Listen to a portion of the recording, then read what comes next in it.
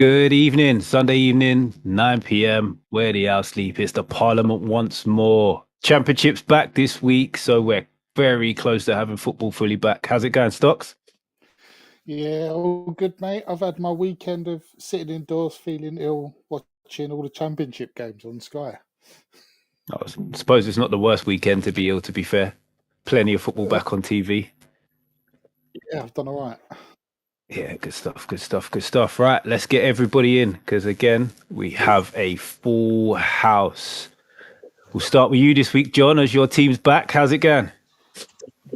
Blood pressure just about getting back to usual levels, like barely. It was brilliant, man. It was just great. It was, I mean, obviously, I think a 96-minute winner always helps matters, but it's lovely to have football back, man. Yeah, so sometimes that's the best way to win a game, but you couldn't do it every week. Oh, God, no, definitely not. I mean, yeah, no, I mean, obviously the Southampton result was pleasing, but I was equally pleased to see that Stockport had another fantastic result away from home, which was 2 from 2. What a tip! What a tip! No, I can't believe it. Look at him. He started already. He started already.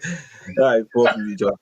That is poor. Oh, my. Normally it's you that he gets some this. Yeah, he's coming for all of us. You just never know. Yeah. I mean, I didn't grow up with Stocky, and now I'm starting to think, why is he called Stocky? Is there something legitimately behind this?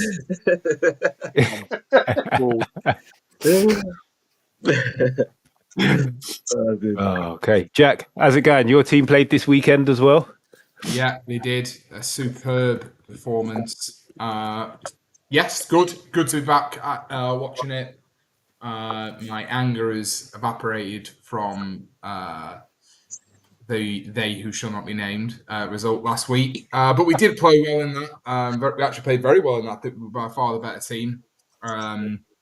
Just unlucky. And put them to bed. Plymouth look very bad. Very, very, very bad. They could be big price favourites to go down. And Tom cleverly after the match said, "It's not. We're not going to apologise because we prepared all week not to have this result." I thought, shit. That's the start of something bad, isn't it? Bolton look legitimately good, but I don't know how much we learned from that. I don't know how bad Plymouth are and how good we were, but yeah. Get it to the quick lads on the wing, put it into the 6'4" guy in the box. Game in it. I said that at the match. Simple game made difficult, as Stocky says, an awful lot. Yeah, no, it is though. When I look at teams that have won League One, or or all leagues really, teams that get out of League One, they beat you, and you're like, how have we fucking lost to them? The crap, and then you blink, and they're like, oh, they're 6 points ahead, and then you blink again, you're like, how are they 7 points clear at the top? Like, they're not that good. And you keep saying it, and and then I watch them, and I'm like, they're not that good. People just grind out results, don't they?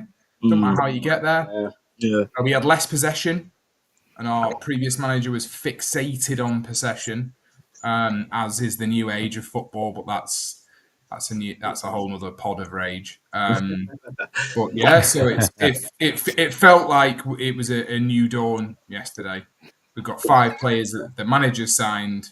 I could see a change in formation. So as I say, I'm still not sure where we're going to be. I did say to my dad, I think we've watched the Champions today. Fucking days. Oh.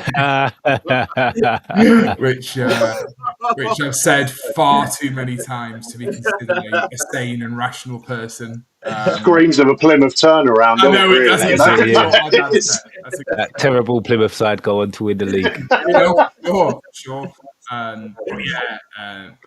It was good. It's good to be back. 22,000 tickets at home, which is obviously great for our level. So fantastic. Good to be back. Yeah. What's the ticket cost over Bolton nowadays, Jack? Oh, threepence, mate. We don't even use pounds. For a season ticket, they're obscenely cheap. My season ticket's like £30 a month.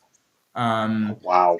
For individual match tickets, they're a fucking rip-off. Like £30, I think. Yeah, like that. I feel like Orient's a similar story, right? Yeah, you get a season ticket. I think they pay more than £30 a month for us to have this. Yeah. It's dirt cheap. It's absolutely dirt cheap. If you renew like for the early bird and stuff like that, and I'm like rose ed at the bottom tier, but I like that because I can stand all game. But I have got a new guy sat next to me. Yeah. So the guys next to my dad, they've sat with us for 25 years. They're actually in the pictures that I sent when we were in Munich. Funny story on that as well. So he's called Andy, and so got his number. You know, you can because you stuck your nose. You can sit next to people for years, mate. You don't know the name, let alone the fucking phone number. Yeah. I intend to do that for the rest of my life at West Ham. And then it gets to a really quite pleasant British point where you're like, I can't ask you now. I just can't ask you now because you should know, right? So when I go with my mates, I'm like, make sure you keep fucking shouting Jack. Or when you speak to me, you address me like, so you fucking know. Mate, I would stitch you up wildly on big that. time, yeah. Whacking.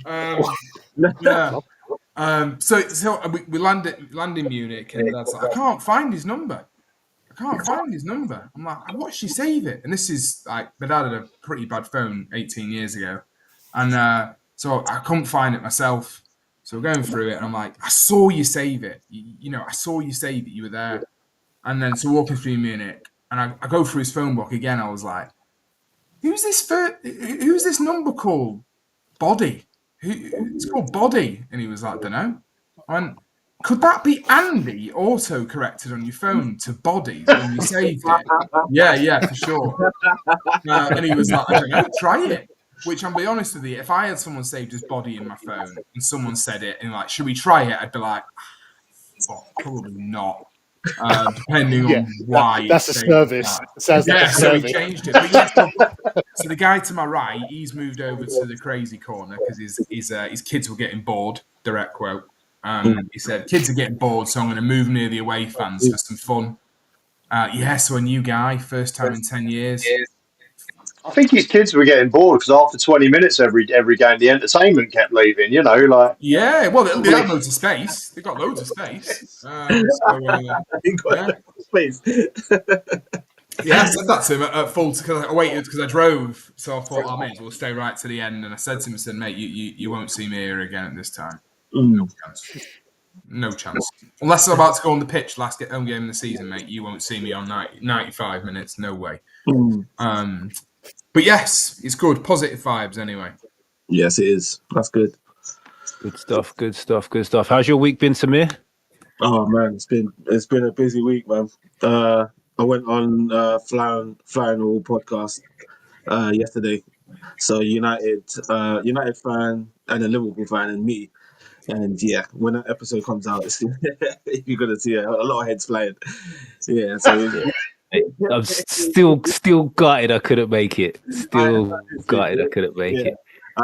I'm slightly happy that you didn't because it got quite tense in that room. But yeah, it's football. It's football. But yeah, it's been a busy weekend, but all good. Ready for good stuff, man. Yeah, let's go. Yep. Quality stuff. Right, let's roll into it. Transfers, done deals in the Premier League. I can only see two from what I've looked through. The first one is going to give me a bit of PTSD, which is this one.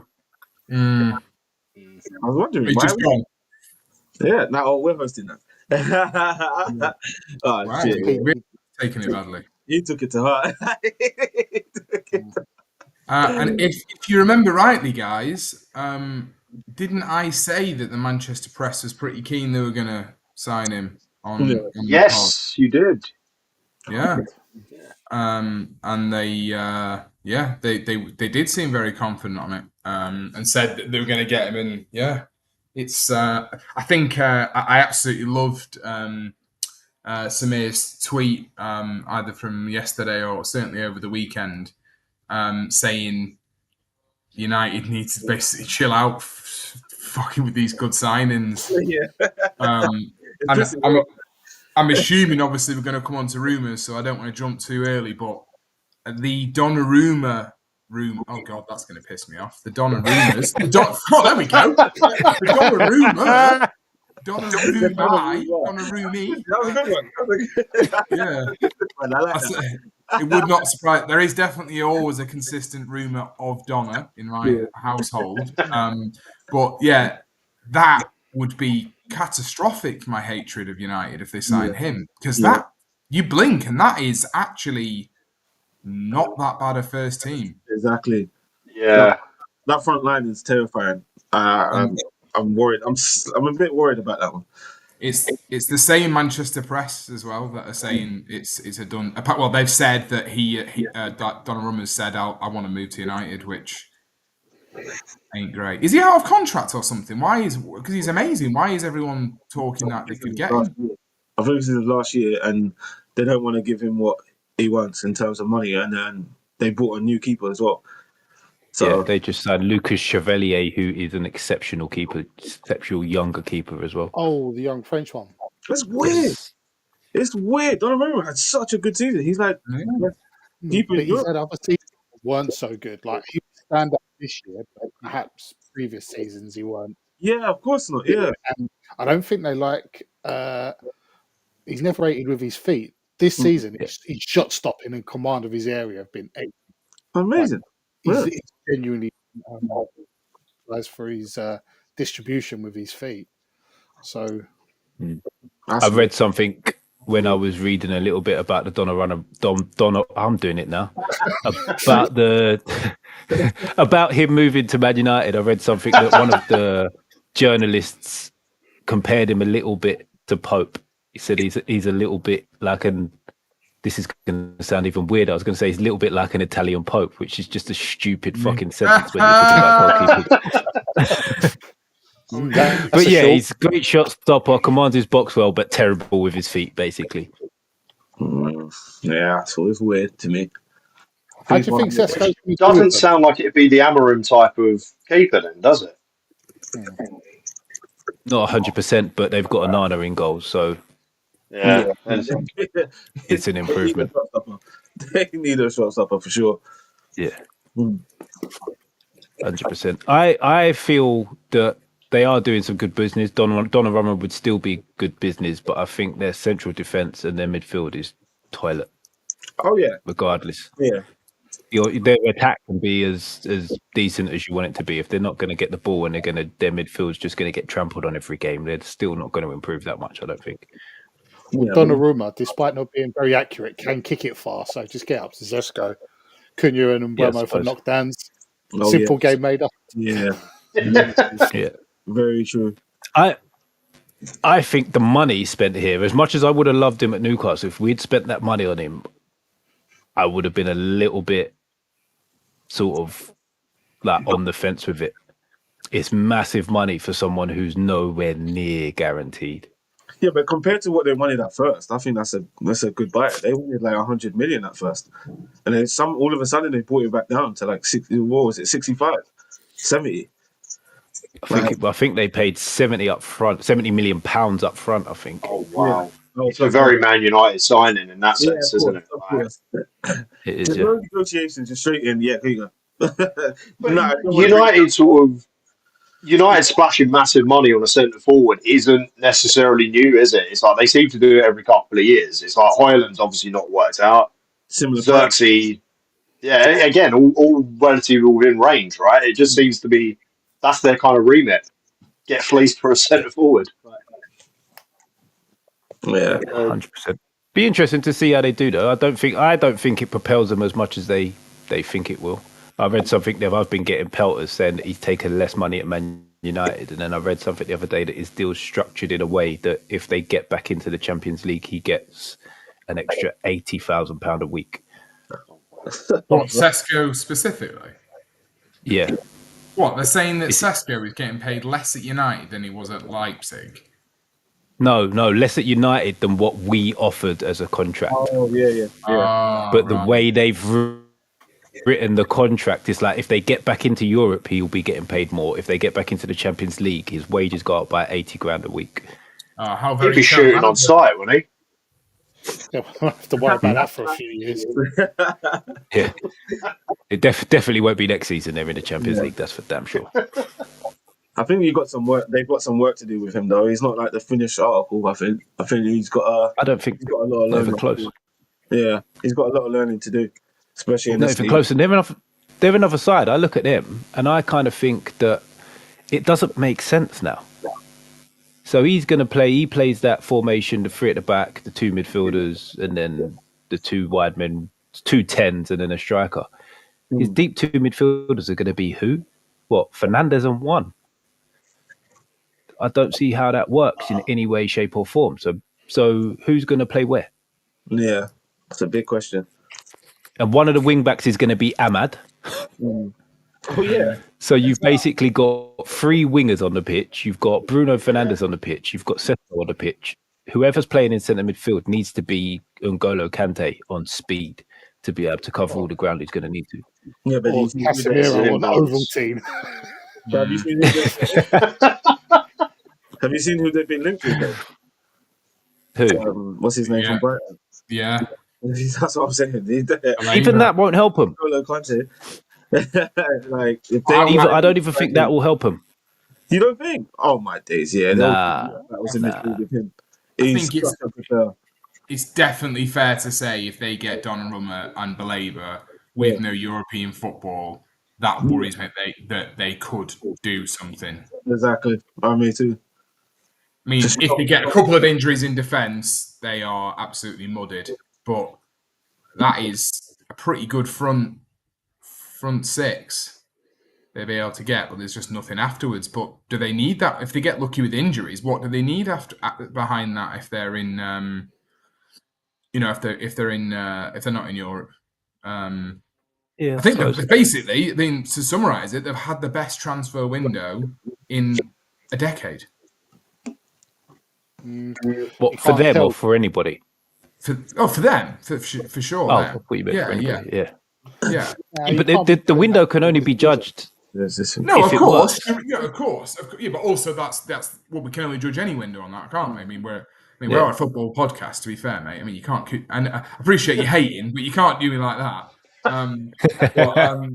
Yeah, no, you're right. But I mean, it looks like they are basically they're signing people now where you'd think, oh, someone would actually want to sign them, or someone might want to actually do that deal, which is not really been the case for multiple transfers over the last 10 years. They just haven't, signed at least 1 or 2 people. Even the Casemiro deal, I thought that is a big, that is a transfer that a lot of teams would go, no, we're not making that.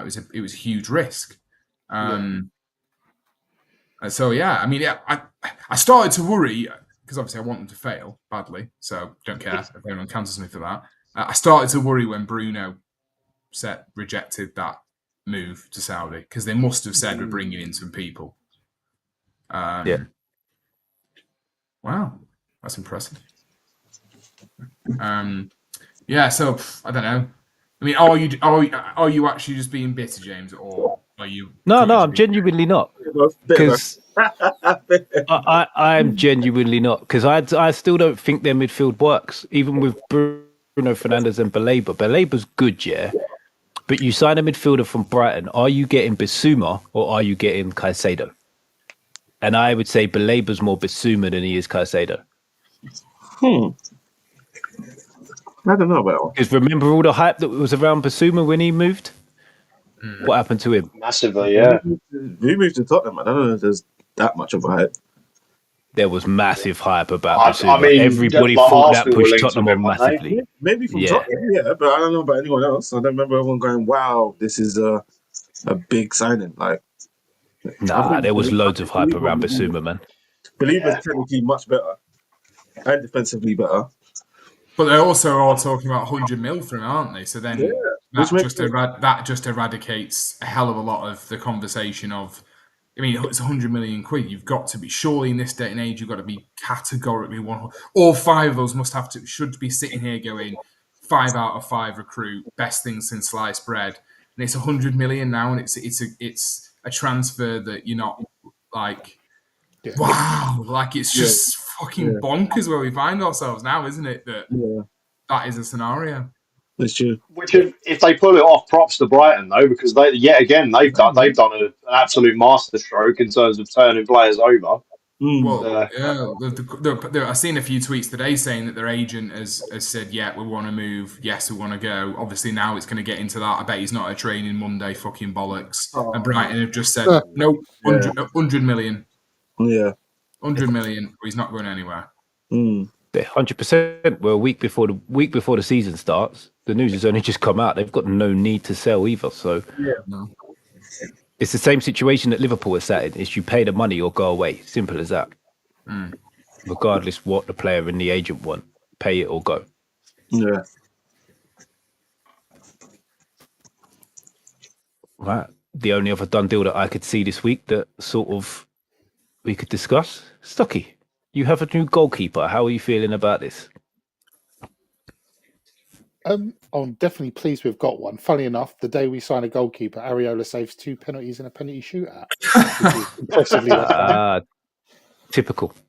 Yeah. I don't really know that much about him, but I've sort of been doing a bit of social media research, and a lot of Leicester supporters are saying that West Ham have got a good goalkeeper. Like, they feel like because they're in such strife, we've got a bit of a bargain. I think it's like 15, then a few more millions add-ons. Saying he's good with his feet, great shot stopper. The only thing you could possibly say he's only about 6'1", which isn't very big for goalkeepers, but apparently he's very agile. What pleased me most is this is the man that Potter wanted. Potter and his trusted scout, something Macaulay. This is the keeper they wanted. So just have to trust what he says. Is he coming in to start? I don't think they're going to start him straight away. I think Areola will have a few games and then just let him hang himself, if you know what I mean. Wait till phase him out. Mistakes. Yeah, wait till he makes some mistakes and take it from there. See, feel like what Mitch said with Ramsdale and Pope. Exactly the same, yeah. So he's a good wait for the mistake. I actually think Pope made his mistake yesterday as well, so he might not even start against Villa. He was shaky with his feet. He was that bad with his feet yesterday. I think that's him done. Wow. Why? So who's Newcastle? Who would start over him then? Aaron Ramsdale. Oh shit! Yes. Samir laughing. Hey, Samir, the more you laugh, the more you're going to get an Aaron Ramsdale man of the match performance on game week 6, mate. Oh, you can have that. No, you get relegated. Yeah, all right. Relegated. That's what happens. Apart from us, every other team. Chance. Armstrong. Right. Oh, he was far from our biggest problem last year, mate. Yeah. No, but it's just the Ramsdale effect, isn't it? Once you sign it. Yeah. I think he was merely on the Titanic. He definitely would have got relegated to me. Yeah, we're different, though. We're different. Nah. There's no difference. Yeah, there's a big difference. Right, let's go through some rumours then. This wasn't meant to be Newcastle heavy, but it seems to be the theme at the minute that we're our names in the news constantly. Isaac, different story about Isaac every day, whether he's been told to stay, whether he said again he wants to leave. Wissa looks to be either coming in as a replacement or a support striker. Weirdly, Garnacho's massively linked to Chelsea. But open forum, really. Let's just discuss it. What's that? They are short of wingers, aren't they? Yeah, of course. Like the position I was sure that they needed more players. Chelsea are a weird club, man. Honestly, I honestly don't get the Garnacho thing. World champions. Yeah, world champions. They've sold £250 million worth of academy in 3 years. Wow. Yeah. £250 million in 3 years. Yeah, it's like Brighton on crack. It's but just crazy. PSR though, sell players. Nah. in the Yeah, world that we find ourselves now, that Don't worry, like a serious boost to your PSR, isn't it? Mm. yeah. So all You of can them sort of years where they imagine. had like 40 players out on loan are now coming back to help them massively. I think it was 96 at one point, like in the WtOS era. Like it was something Yeah. like 96 players on their books out on loan. But they had their own Crazy. WhatsApp group with 40 odd people in that WhatsApp Oh group. man. Like there was a lone players WhatsApp group, and I can't remember. I seen it on a podcast, and someone did a obviously not as hilarious as yours, Mitch, is a little thing, and it was like you have Toy Story, like the Chosen One, all aliens. But when someone would leave the group, everyone, oh, he's the Chosen One. All the fucking because some people were like the test for like 3 years and stuff, weren't they? They'd be like, Oh mate. yeah, sorry.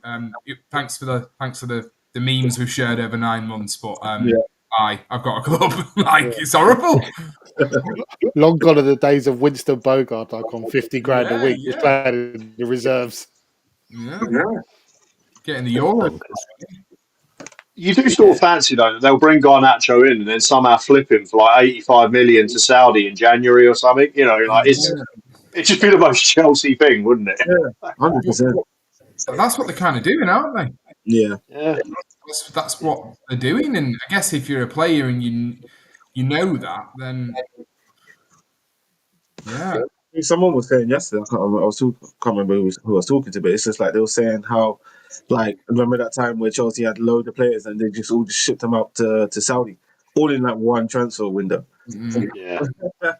I'm saying we got to watch out for this. I wouldn't be surprised if Chelsea are in court, like City, in a few years. Well, Liverpool drop one into Saudi every summer, didn't they? And I think this is the first one.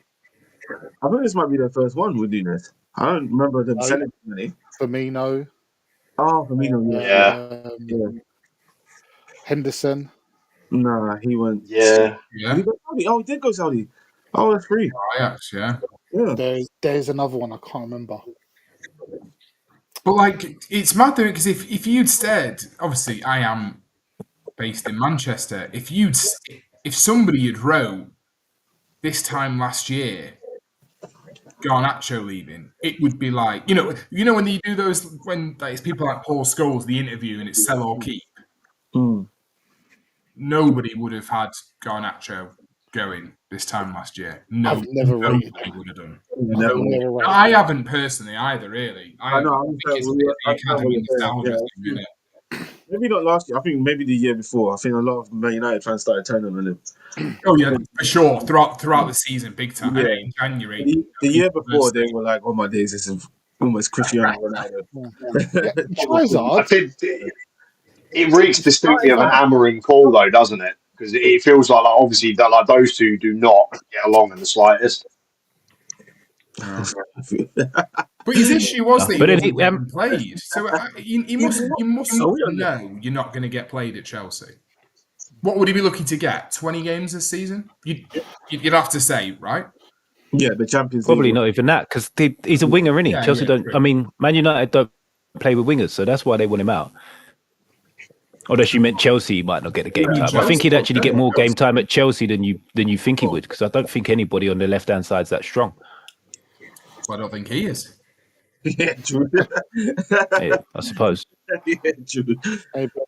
I think it's just his decision making is always so terrible. Like in the final third, like he gets himself into position. You've done that, like you know that old cliche of you've done the hard bit. Yeah. Like you'd think the thing that all the majority of professional players, and especially with him with the stats, are like just make the right decision. Maybe Marseille gets that out of him. Essentially, we'll have to see. We'll have to see how it goes. I'm shocked that they're not in for a centre back heavily, to be honest, because I'm pretty sure I heard Colwell's now got an ACL. Yeah. My brother was saying. He said done his first training session back, apparently after the World Cup club thingy. Oh yeah. Mental. that could be the first of many Club World Cup casualties. After, like, in terms of burnout and Rodri. too much Well, game time. Jack. Sorry, I stand corrected. The second, then. Yeah, no, I mean, all my mates that are Blues are just saying it was the fucking stupidest thing to rush him back for that. Mm. And they're talk. Well, I've seen one rumor that he's out till past past Christmas. And I've seen another one now saying September. Yeah, I mean, a lot of City fans think that there's actually now going to be a problem forever. Oh wow! Could be. Yeah. Because that's They did rush him back. They rushed him back. They did. He was meant to be out for a full 12 months, and then Pep said in like February, "Oh, he might be back before the end of the year," and then he pops up in it was just daft, and he'd done like 70 games in a row or something daft, hadn't he, before that run as well? So it's not even just like he needed a rest because of the injury. So I mean, I really like him. I think he's great, to be fair. So, but I think. Yeah, I hope they haven't made a balls up doing that. But I would echo that, John. I really would. And I think there could be some. I think that's why it's another reason why Liverpool are in a very strong position again. To be honest. Yeah. It's almost Ange Postecoglou-esque, the way that like Rodri's been kind of rushed back in. Like Ange used to do those like Spurs centre halves and that. So kind of feel. Mitch, I don't mean to sort of question you because like your graphical stuff has been amazing, but what on earth are we doing in some sort of Premier League looking? Yeah, I know. Sort of I've only had the joys of a championship back for a weekend. Don't put us back there already. I'm not trying to get back anytime soon, mate. New image for that one. Well enough, Leeds are in. Yeah. You're still there. This must be from a couple of seasons ago. Do you know what? I pulled it up as soon as I put it on here. I was like, something doesn't look right here. But it's because it's got Leeds on it. It completely threw me off because I was like, it must be right. It's got Leeds in it, and clearly it's from like 3 or 4 years ago. Yeah, but we get on Liverpool. I'm sort of steering further and further away from Liverpool the more I see them. Yes. Yeah. Because as much as it's early on and it's pre-season and today's the Charity Shield, I think they're incredibly easy to get out on the transition. And most teams are going to want to try and play them on the transition. Yeah. I think it was a bit of that last season. I saw that a lot. But last season they were a lot more... The system they were playing allowed for it a bit more because they just had more bodies in them areas. Whereas now, it's the centre-backs and whoever plays deepest in midfield have got so much grass to cover. Yeah, that's true. That's a good point. And I came to this point a while back, but like I still think it's a case of depreciating assets as well. Like they've chucked a lot of money at like renewing Van Dijk and Salah simply because they didn't want to have the repeat of the humiliation of like another top player walking out for nothing. But have they just chucked a load of money at essentially depreciating assets, which, like you say, Mitch, like if they're going to play in that manner, is that going to leave Van Dijk a bit more exposed? Like, is that going to leave him susceptible to getting a big injury or something like that? I think they could have a bit of trouble this year with that. Yeah. The more I see of them, the less convinced I am now because because both their fullbacks go. If he's going to play this 4-2-3-1, which it looks like he's going to do, and today he played Slobozai next to Curtis Jones. I know they're never really going to be the two. Like it's just bonkers to look at how easy that is to get at. Yeah. So easy. It's just crazy. And then I think the other thing that's going to hinder them ever so slightly is that Slot looks to be in the process of pivoting away from the reliance on Salah's goals and assists. Because today they didn't look to play for him at all. I thought he was hardly in the game. That's got mid-season argument. Well, it's actually that's got mid-October argument written all over it, hasn't it? And if that happens, then you're in trouble. It is funny though, isn't it? That obviously, John, you're exactly right in your point. They can't have depreciated that quickly, but the foul from Van Dijk today is very un-Van Dijk-like. Whether you like him or not, that foul is very much unlike him. He doesn't do that. And he did that today. I know it's the first, it's not even, it's a nothing game or whatever, really, in theory. And Salah had a shocker. he had the lowest amount of touches than anyone in the first half, didn't he? He was on 6 touches on 40 minutes, and then ballooned that pen spectacularly. So obviously, it's not Space Jam. They've not just lost the powers, but like, it was, it genuine. And he missed a pen in pre-season as well. Last week they said. So it's just it is a weird one. I cannot for the life of me see that not blowing up. Yeah. In a month's time or so. With all the rumours starting, with I should have fucking gone. I can't see that not being an issue. But the other thing is, he is going to AFCON, isn't he? AFCON this year. Yeah. So in theory, the Slot is doing the right thing, isn't he? Doing the right thing. Going, I'm not gonna. What kind of idiot would base themselves all around one player when you're going to lose him for? I get that, but they have, like we just said, they have just given him a massive new contract as well. No, I agree. Why? If the manager's pivoting away, why would the club do that? Well, I think genuinely to save face with the fans, because I think they couldn't really turn around to the fans with a straight face. Like they knew they'd lost Trent. I mean, that was a done deal the back end of like 2024. But I think there was such a reliance on we cannot lose the other two, simply just to say. I don't know whether that's like. I don't think Slot's got a lot to do with that. I think that's just more the club have turned around and made that decision for them. Yeah, but don't you think the window they've had so far, and also what they're trying to do still, they would have got away with it. Yep. No one would have questioned it. Right, Trent and Salah go. Right, they've forgot about Trent already because they've signed Frimpong. If Salah went and then they went out and signed Verts, they're trying to sign Isaac, and they signed Ekatike, no Liverpool fan would be going, well, why have you sold Salah? I don't know. And if they lose him next season and then don't get a big hitter back in, they're in exactly the same situation they would have been in this season. I would agree with that. I think it's a bit of short-termism, which I think could backfire on them. Worst case scenario though, Jack's example of there's a massive fallout. They got him on a 2-year deal. Middle East was still paid a big money, so.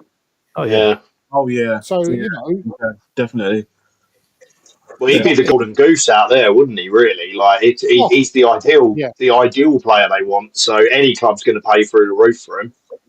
Exactly. So it's not all doom and gloom. If they fall out, they'll make a wedge. If he carries on playing well, they'll do well. It wouldn't be the maddest thing in the world, if he still went. No, not at all. What now? Because if we were talking about going to Barcelona or Real Madrid or PSG, well, basically European powerhouse, you'd say 0% chance because of the fact he's signed a new contract, because of X, Y, Z. It is not within the realms of possibility that in still 3 weeks left to go, so that's going to be at least 2 more Premier League games.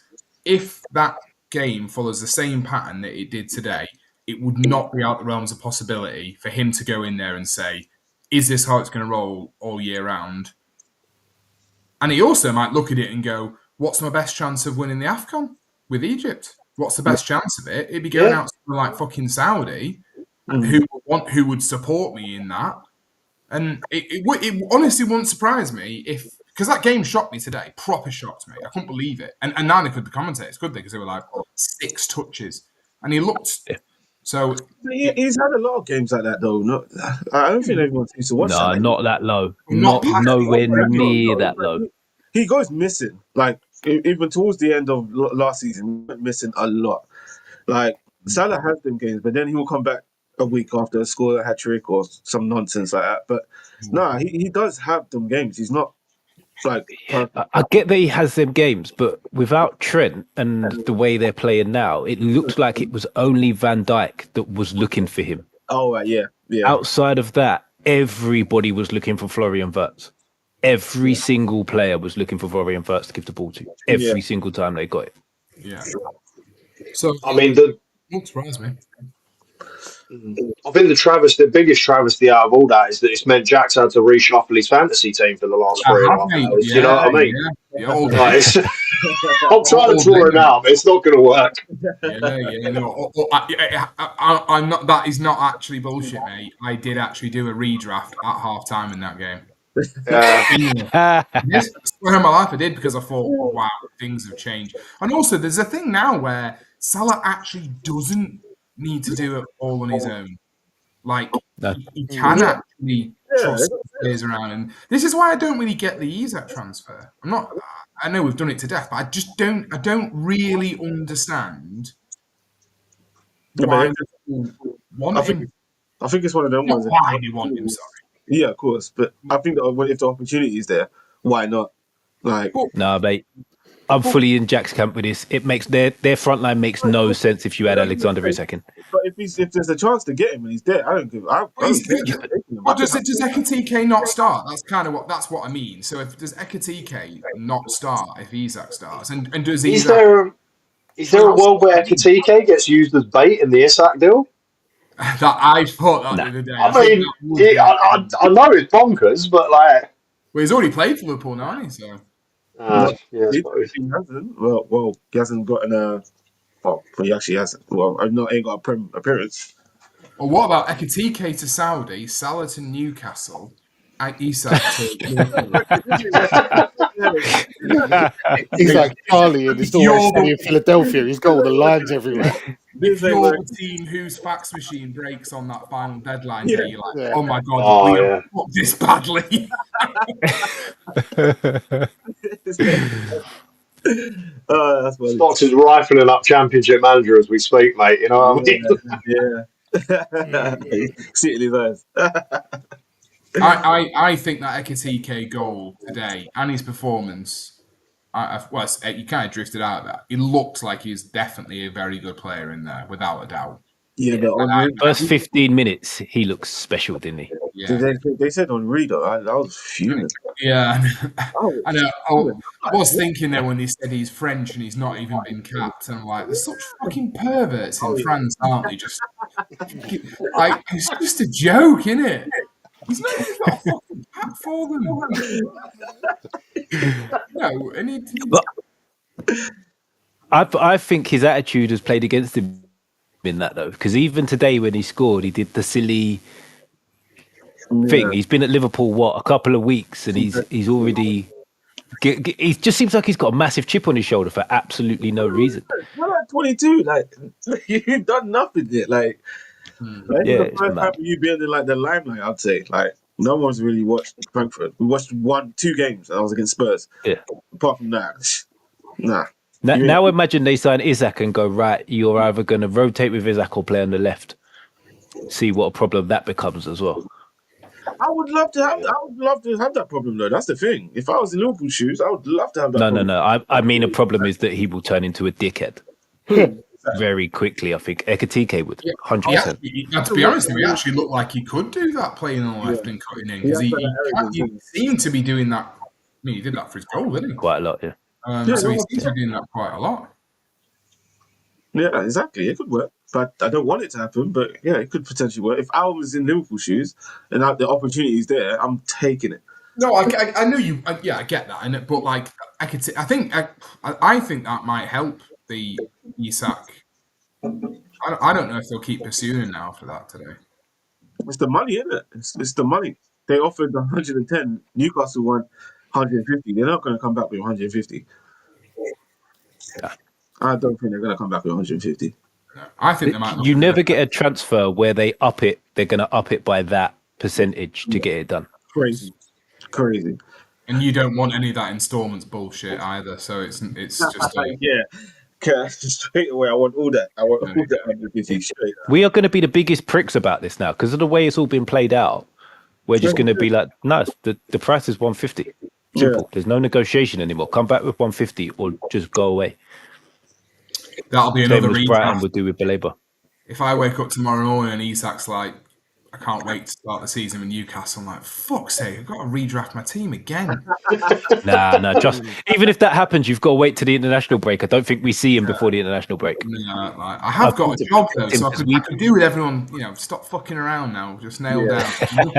Knuckle down. Stop messing Jack's about. fully in, close the window before the season starts. None of this. Blow the whistle now. Blow the whistle now. Blow the whistle. Yeah. Right. What did people think of Palace today? because I thought they looked quite decent. To be fair, at times they sat in well. They broke really well. I thought Mateta still looks like he could easily play for one of the clubs in the top, going for Europe. Well, disrespect to Palace saying going for Europe because Palace are still in Europe, but going for Europe through the league type of clubs.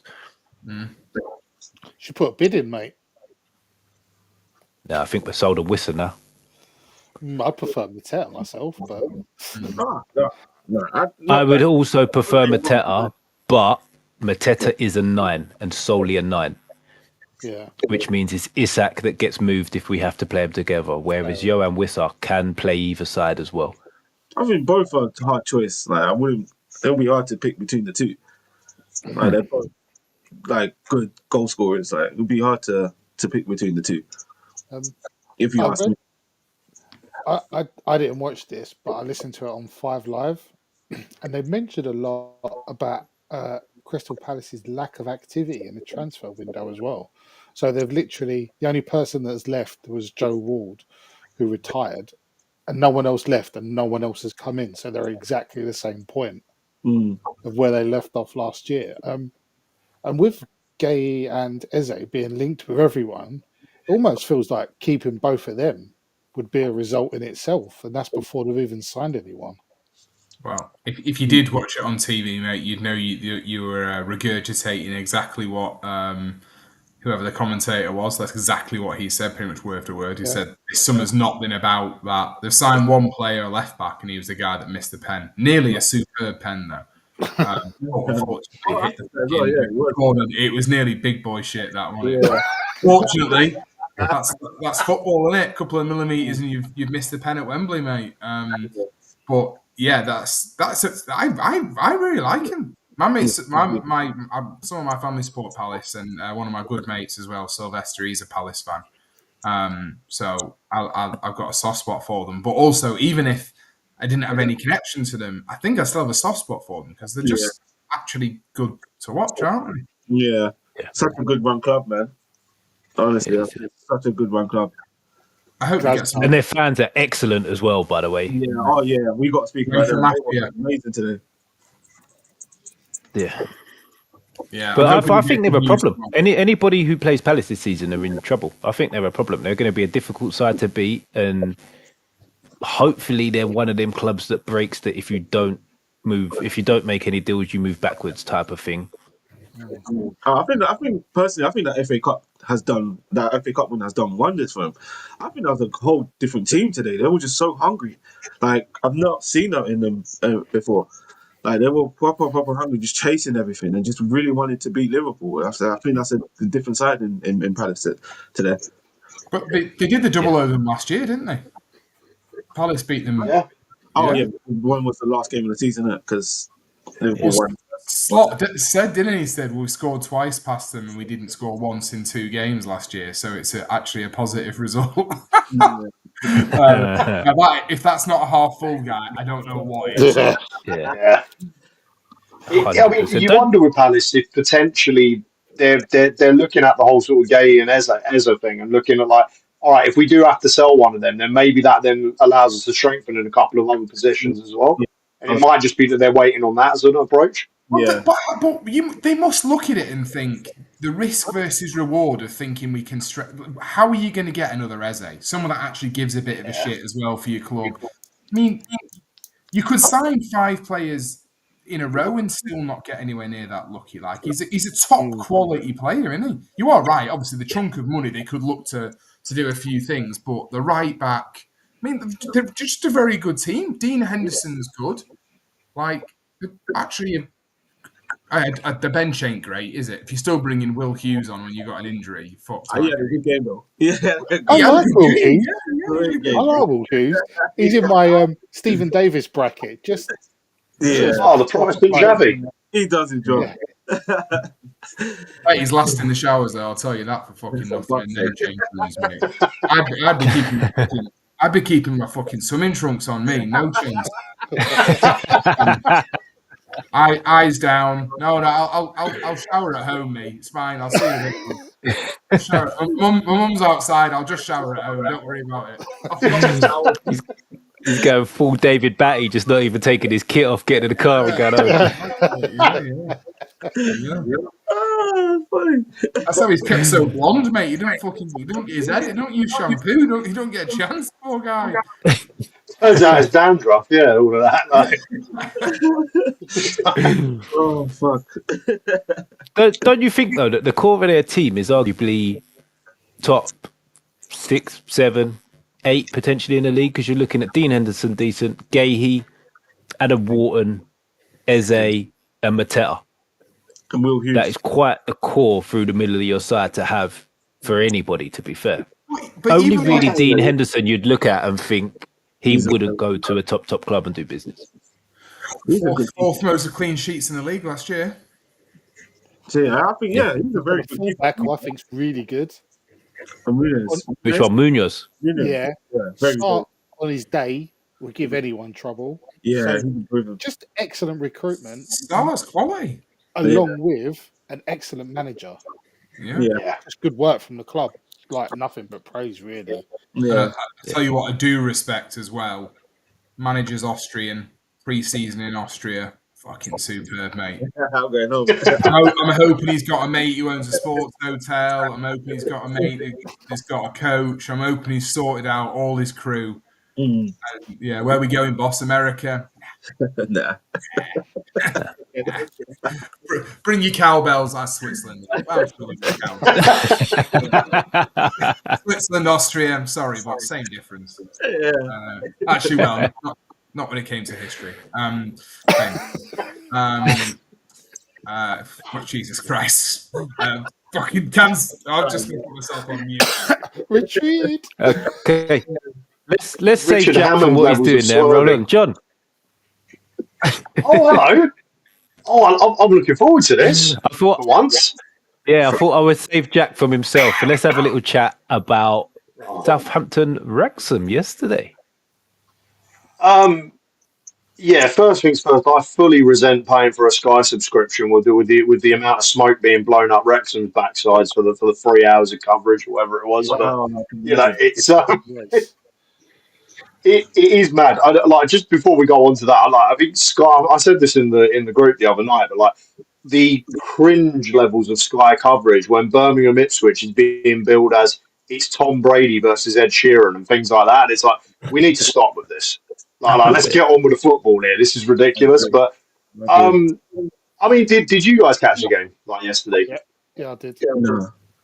It was fair play. I mean, it was. I believe, like to me, if the game had ended at half time, Wrexham probably were deserved winners. In terms of my concerns for us going forward are, I mean, first and foremost, we clearly aren't what we need to be in terms of like a starting 11, because I think there's so much uncertainty about who's staying, who's going, who's currently like physically ready in that. Much like we did a couple of years ago, we still look like we are going to really struggle to cope with the physical aspect of this division. And I sort of thought like the back three that we played very much looked like a back three that had never seen each other before, like had never played together before. And there was some stinking moments and performances throughout in that regard. I think actually one of the things that probably turned the game in our favour was the fact that Kiefer Moore actually had to go off when he did, because he lasted like 53 minutes. I think he managed to like cripple himself taking a shot. But genuinely, like he was causing us all manner of issues. We seem to we distinctly lack width in spite of the fullbacks, or quality within like in wide areas. So it was very interesting. Like Ryan Manning coming on for the last 20 minutes, who generally has been quite a maligned player over his couple of years with us. He was one of the ones that Martin brought in with him from Swansea, and I think that brush he's been very much tarred with that brush at this point.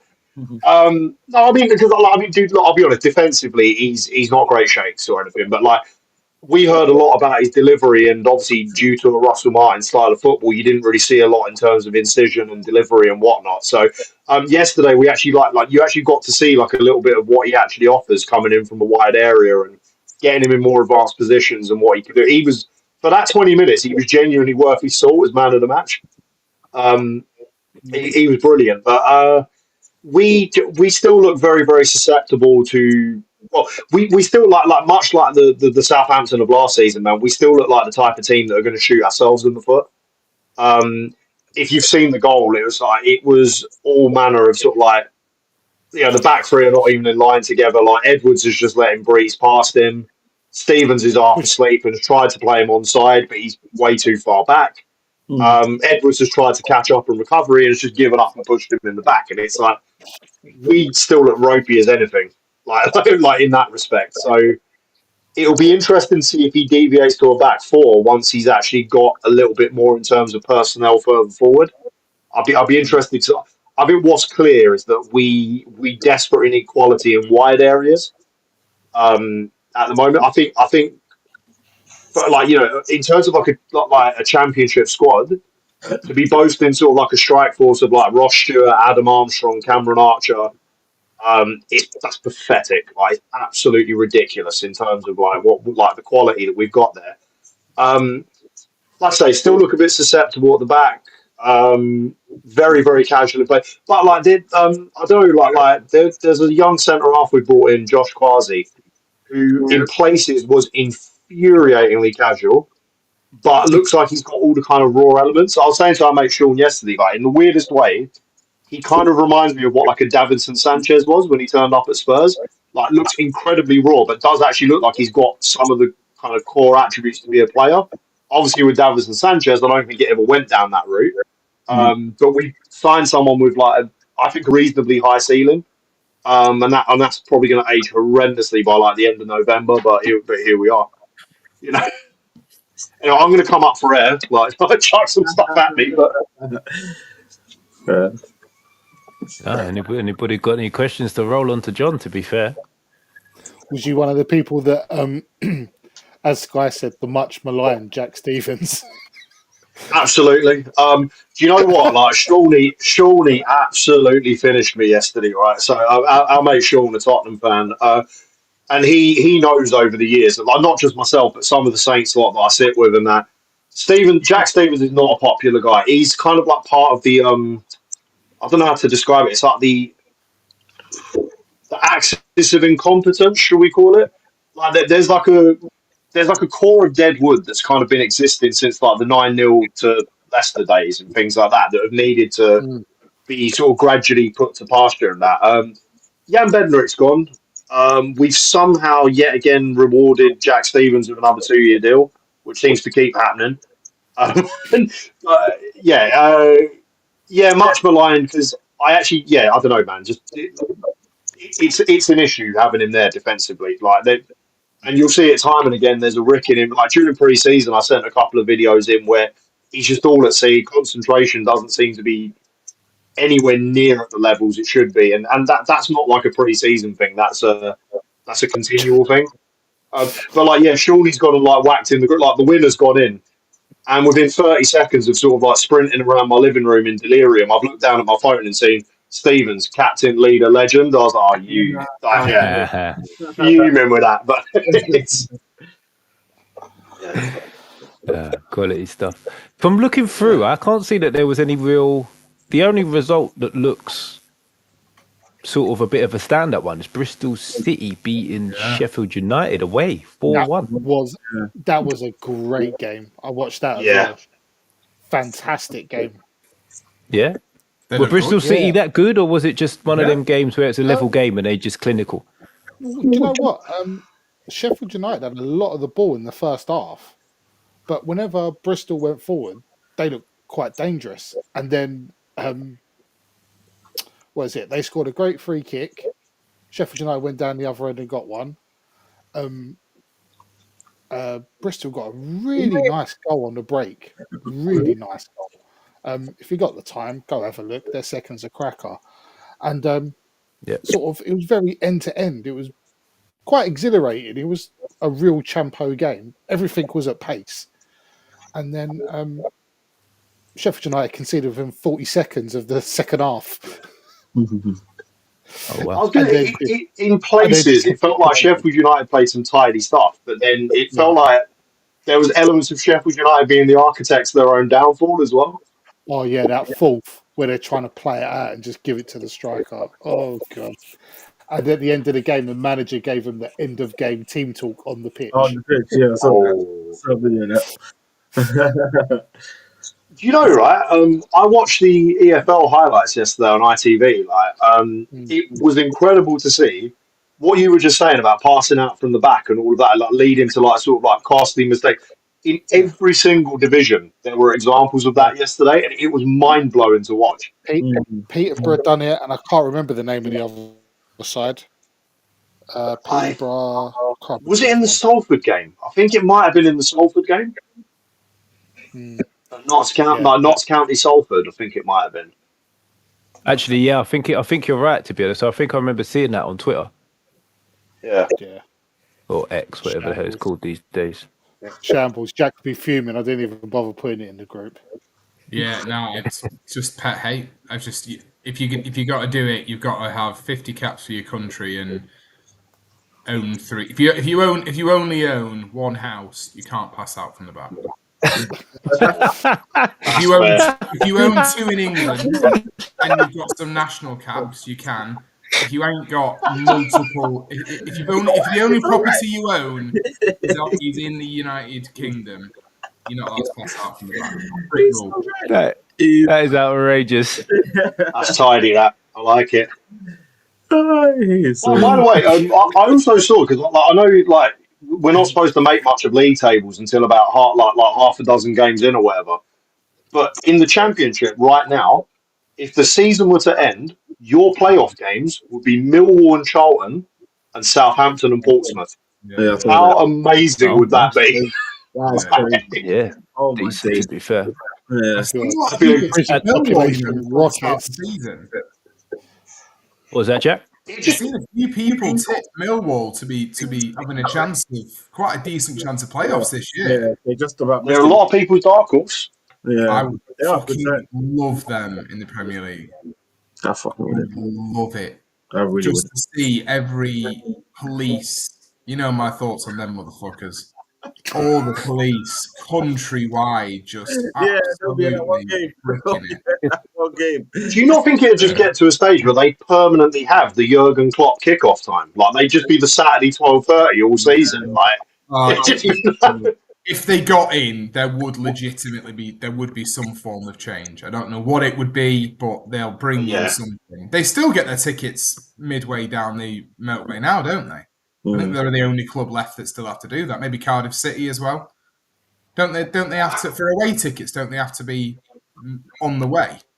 You have to get them. I didn't know that. Yeah, I have maybe no maybe that's just for some certain games, but that wouldn't make sense because why would they be at services? Most of the time that'd be local if there's a problem. But I'd love them there. I'd absolutely love him. I'd love him there.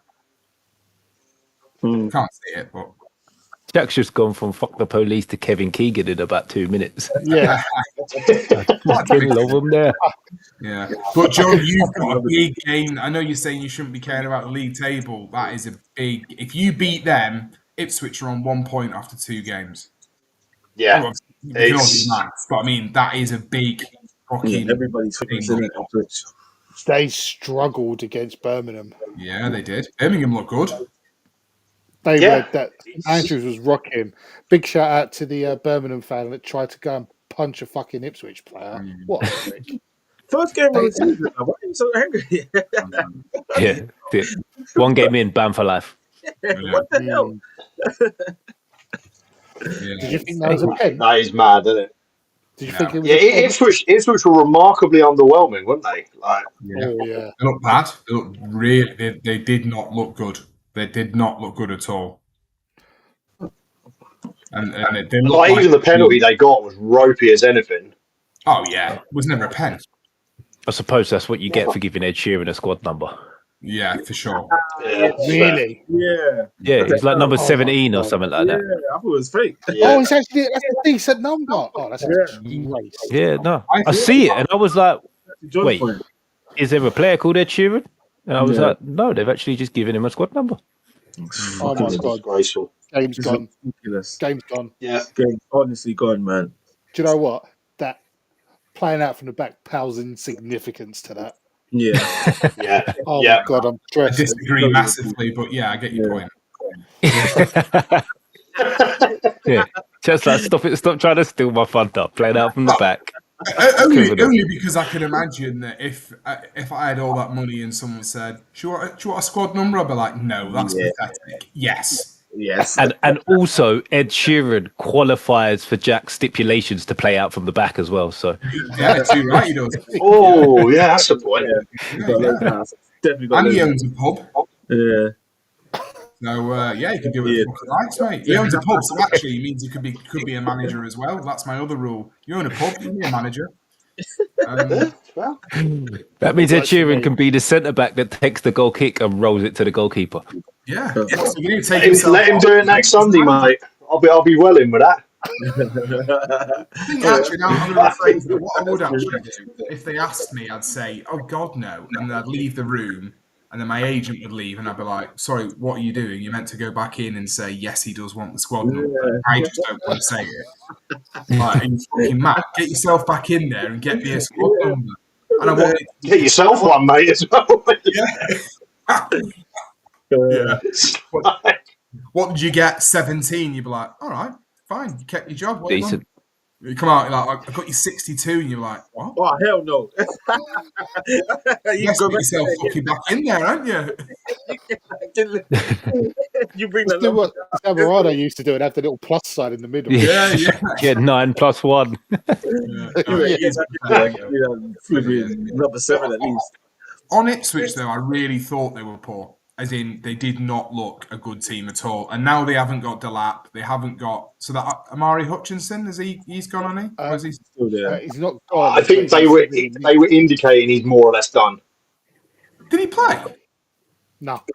Oh, right. Yeah, I was going to say. So I thought he'd gone. So, yeah, so I think they're under it then. I think it also, Where's he like, the going? more I think about it, I'm like, this kind of, Question. is it Brentford? Oh, yeah. It could be. Like, I can't remember. It kind of reeks of like Kieran McKenna sitting there waiting for the first Prem job to crop up. Mm. Well, they're sure as hell they don't look like 2-1 favourites for a very tough league. Yeah. No way. Sling Michael Carrick in there as like a hipster choice, as like his replacement. You know, it's that type of thing, isn't it? It looks like it's between Nottingham Forest and Brentford. Brentford need Oh, interesting. Brentford need bad. I think Brentford need him way more. After these Yeah, they probably do. But Yeah. hey, we'll see how that pans out. Mm. Okay. Right. You did a little bit on it earlier, Jack, but A little bit. Bolton Plymouth. Yeah. No, it's not much I know. more. We hadn't even said hello to Samir, and Jack had already done this bit. Yeah, no, It's true, actually. Yeah. 20 that's minutes in. how I was, and the reason why I'm smiling and happy is because of that. No, it was great performance. Header from a corner from your newly installed captain to start it off, and then striker you got on loan scoring in his second game. For a goal that I've been begging for 5 years, begging for. And yeah, 2 wingers look mint. That Cozier Dewberry looks mustard. Looks really, really, really good. Yeah. Really good. He was on loan at Blackburn last year, and apparently it all went a bit south towards the end. But he looks like he looks like a beast. If we keep, and we've got a lad Gale as well on the other wing. They just look a step ahead. I mean, as I say, I just really don't. I mean, Plymouth apparently are, by all accounts, fucking dreadful. But I've cried out for 5 years. 5 years saying, put it down the wings, and we've got a 6'4" striker now with something to prove. Basically, everyone in our team has got a bit to prove. Like that Teddy Sharman low that's on loan for Chelsea, the goalkeeper class. Is some of the kicks out, and his kicks were incredible, like 50, 60 yards ping to him, and he's putting on people's feet. Usually that would then ping off 15 yards in another direction, but Dewberry was just killing them dead. Honestly, his final touch was out this world. And centre back that scored, Toll, he's just been made captain. Johnston, there's rumours that he could go, but he's got a bit to prove. Conway, he was on loan last year at Crewe, got their Player of the Year and Young Player, so he's like 20 or something, and he's looks mint. He's in the last year of contract, so I just want him signed. Sheehan, and they signed some guy called Simons from Hull. We actually signed him as well, and just looked a step above. And it's been I was so about to long. say, how the hell did you sign Shabby Simmons? Well, I know, yeah. Fucking well threw me off. Well, This is the same team that had Ivan Campo and that at one point, like they got form for it. Yeah, it's been a very long time since I've watched them before. There's actually some very good players in this team. And, 1, 2, 3, 4, 5, 6. 6 of our starting 11 didn't start our last game of the season. Sharman Lowe's new. Conway was on loan. Simons we bought. Dewberry, Gale and Burstow, yeah. 6 of our starting 11. And it looks good. I think if we can get a couple more signings in, I don't actually know where I'd need them. Probably a striker. I think we're on the move.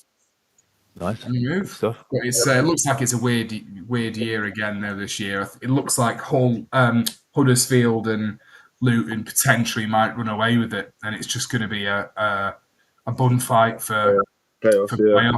I think Stockport will be nailed on, unfortunately. And I think then, I think you'd imagine Cardiff will probably in there or thereabouts. So strong teams, man. Yeah, unless we can really push on, I think it's probably a fight for playoffs. Yeah. Fair enough. It does look like a weird start to the season because there's only 8 teams that haven't lost already. We're only in game week 2, which is mental, and only 6 teams have won 2 from 2. Yeah. Well, and we played one of them on Saturday away, Barnsley. They won 3-1 away at Plymouth on the first games, which sort of like in horse racing, sort of franks the result a bit that Plymouth are pretty shite. And then Barnsley were 2-0 down at home on Saturday. Yeah. 1-3-2. So. Yeah, it's going to be a good game, to be fair. I think they'll probably be where they are if they can get a good result against us, and likewise, same shit will be going for us. But all I hope now is that manager doesn't do anything daft, doesn't overthink things, doesn't try and change anything, just play that same team. We only played one up front as well, so just play the same team they played on Saturday. Let them loose again. And then if they don't do it, then you sort of know, don't change it without taking that chance, because I truly believe that's the best way to play. And it's just so good to have fucking wingers. So good. Simplifies it, right? Cross the ball, you score goals. Yeah, honestly, what I said after the game, and but everyone was saying some form of that. They were like, 5 years we fucking wait for a goal like that, and everyone was like, it's so simple football at times. Like if your left and your right winger are faster than their left back and their right back, and you've got someone that can put the balls over, and tell you what you do, you just keep doing it. You just keep pelting them, and then you might win a free kick, and then you've got, we've scored from a set piece, which is fucking very rare for us. It feels positive. It's just, you got to win your first home game, haven't you? Like, John, obviously yours is the first game of the season and a home game, but if we hadn't won on Saturday, you're then like, fuck, not winning 2, same things again. And then they start to tinker with stuff. But the distinct difference with us. Go on, sorry. No, I'll come back. Come back to me. It's fine. Carry on. We were 2 games in, and already I'm seeing the tweets of saying, "Can Cozy ever be recalled in January? What happens if that happens?" It's like, it's like the 10th of August. Let's just enjoy it for now. Let's not worry if we're in a situation where it's ripped it up so much for us that Brighton think we really need to recall him, because if that actually does happen, we should be fucking 10 points clear anyway in January. So, don't worry about it for now, but just enjoy it. But yeah, we just fall in love with lone players. Doing it. James Trafford, Conor Bradley. Never do it. I think he's going to be. There was no one like. Yeah, I fucking hate them all last year. So yeah, there was no one last year. This year, I think. Not even Alex Murphy, no. Nah, fuck that cunt. He was systemic of what was wrong with last year. Nothing against him personally, actually, so I'll take that back. But I mean, yeah, he's just. Yeah, I think he's the next one. Cozier Dewberry. Yeah, I'm not sure how many people in Bolton's kit, in Bolton's club shop, know what a hyphen is. So I wouldn't be surprised if you see shirts that have. In fact, I'll try and spot them. I'll try and spot shirts that just have Cozier Dewberry on. Will be a sideways eye. Yeah. It'll be fucking down, or it'll be like Cozier. It'll be they're gonna draw it on after. Yeah. But yeah, no, all positive. All positive. And I now hope we don't wear that fucking pink kit we played against Stockport. We were against Stockport. I hope hope that pink kit gets put in the bin. Because when I was watching it on my phone, my missus was like, "Oh, that's a nice kit." I'm like, "I'm trying to be pissed off here. Can you just fucking..." You're making this really hard for me to hate.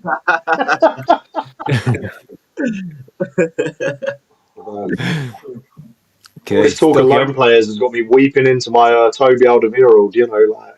Yeah. Like, what you were saying about winning home games, Jack, like, honestly, like, I was talking to someone yesterday and I was like, since we last won a league game at home prior to yesterday, it is actually, like, legitimate to say that there could have been babies that were conceived after that and born before it.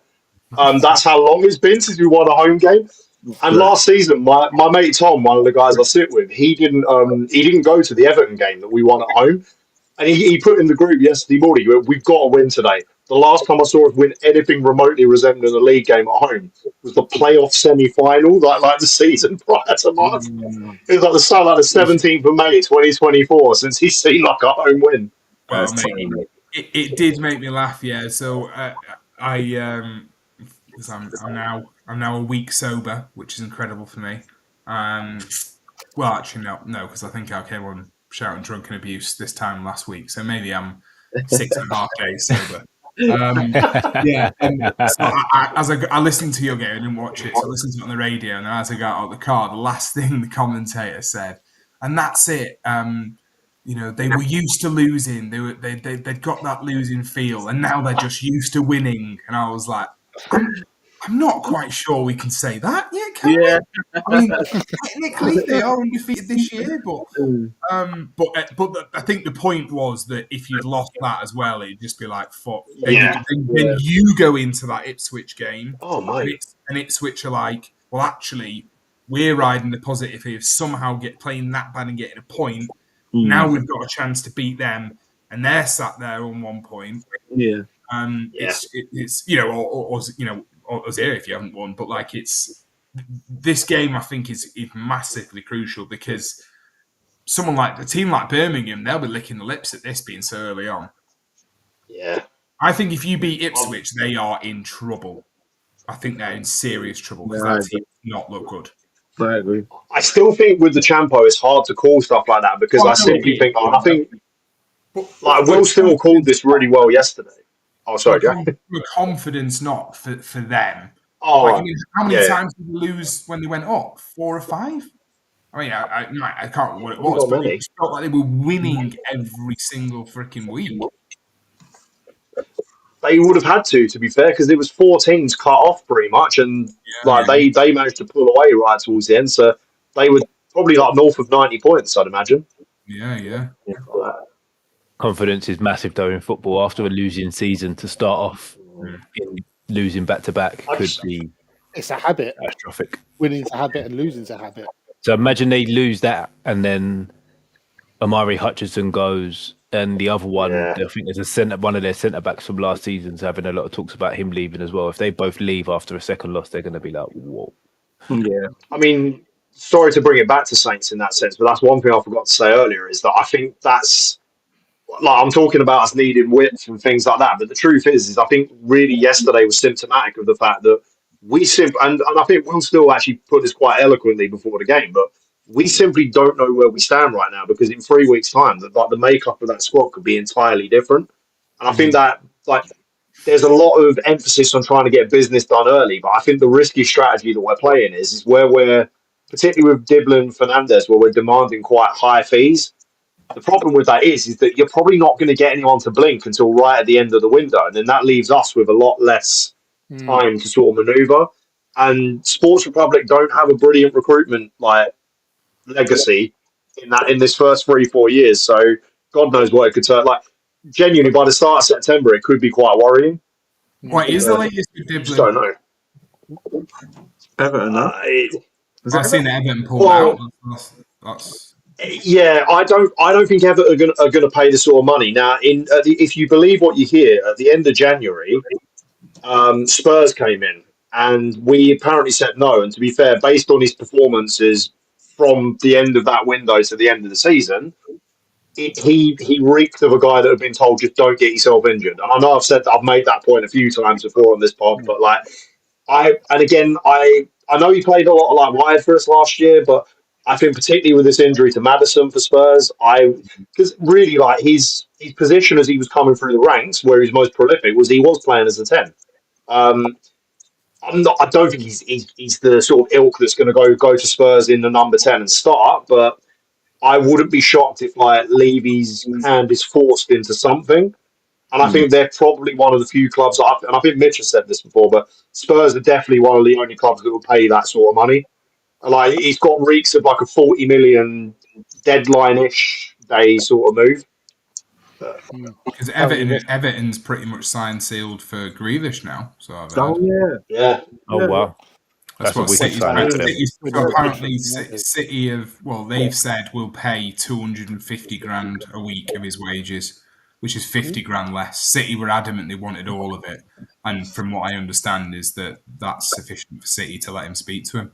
So you'd imagine would eradicate. I mean that would eradicate them paying big money on a signing. So I'd suggest that I know it seemed pretty dead anyway to Everton, but I think that would be absolutely dead. And they just laid out money because Chelsea have sold them another building, like Dewsbury Hall. Sorry, that was focus. Sorry, I'll do better, boys. That was appalling. Mate, in my head, it took me until you said sorry to figure out what you was going on about it. Well, because of all the dodgy selling of stuff for PSR, I was thinking, have they done something? Of Chelsea? Didn't they sold a hotel to themselves or something like that? Oh no, they only sell things like that to themselves. My bad. Sorry. That's the way it goes.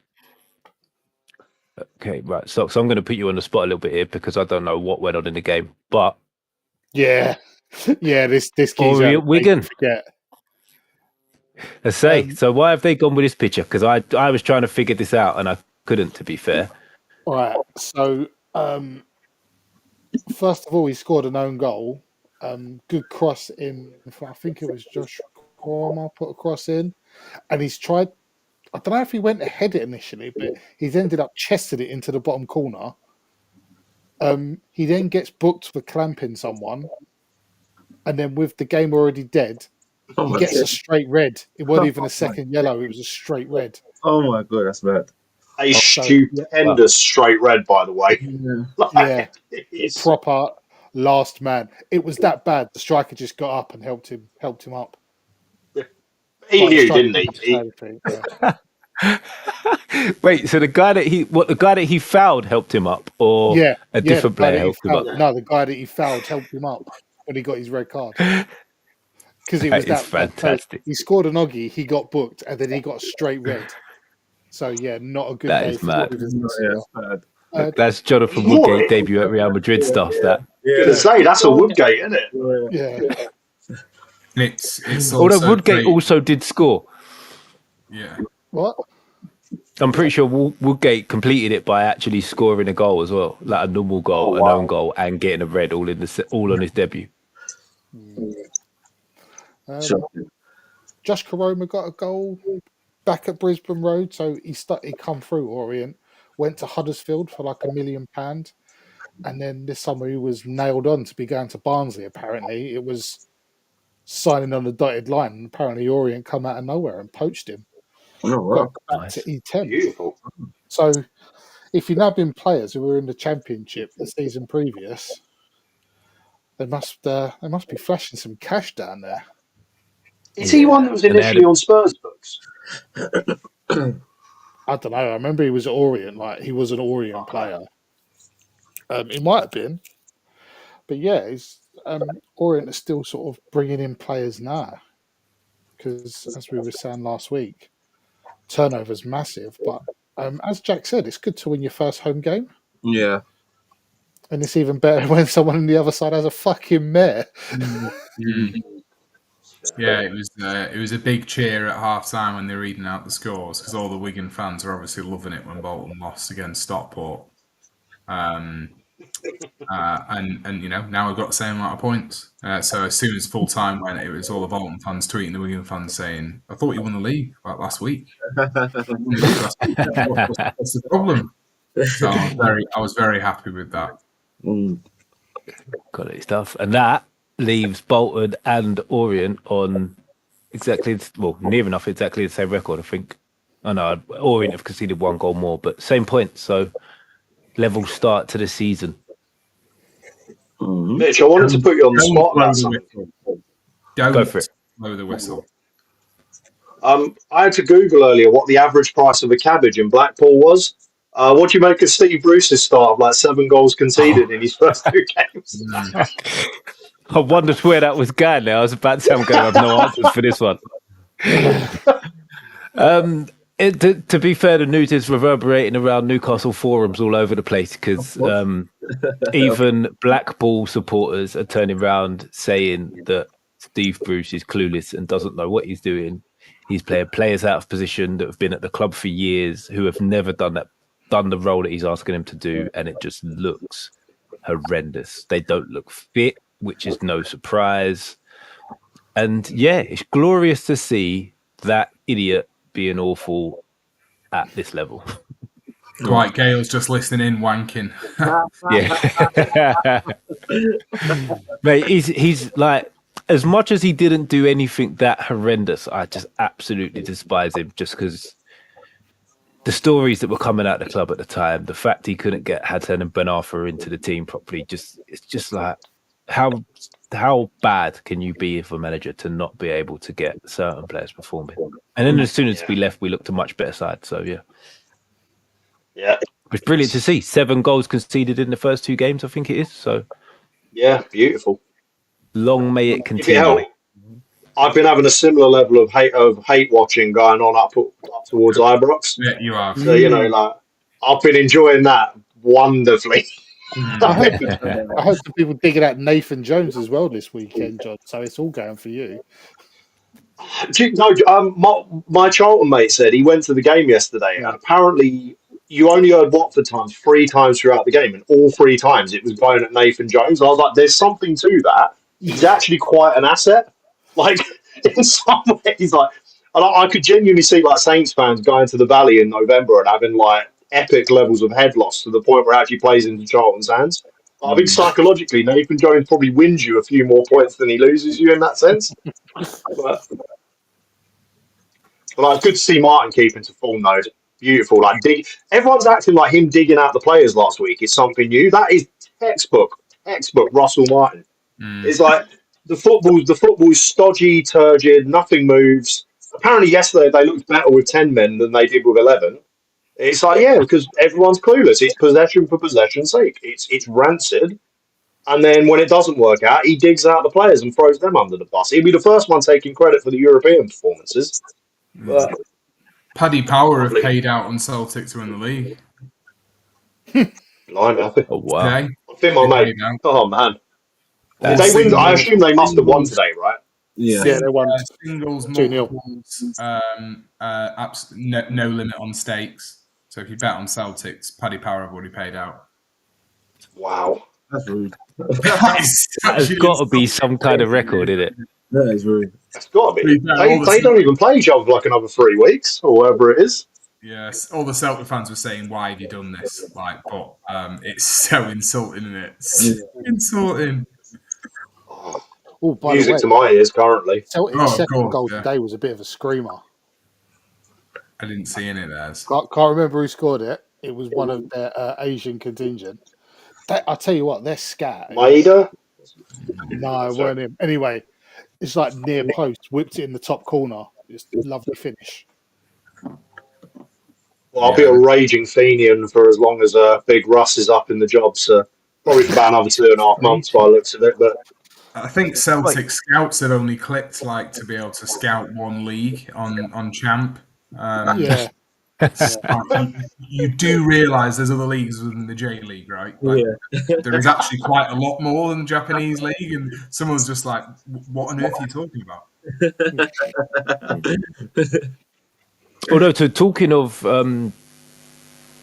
Asian leagues, the Korean kid that we just seemed to kidnap when we went on tour looks incredible. Really? His name's I think his name's Park Soo Young. Look, it just keeps reminding me of Rush Hour, but he looks incredible.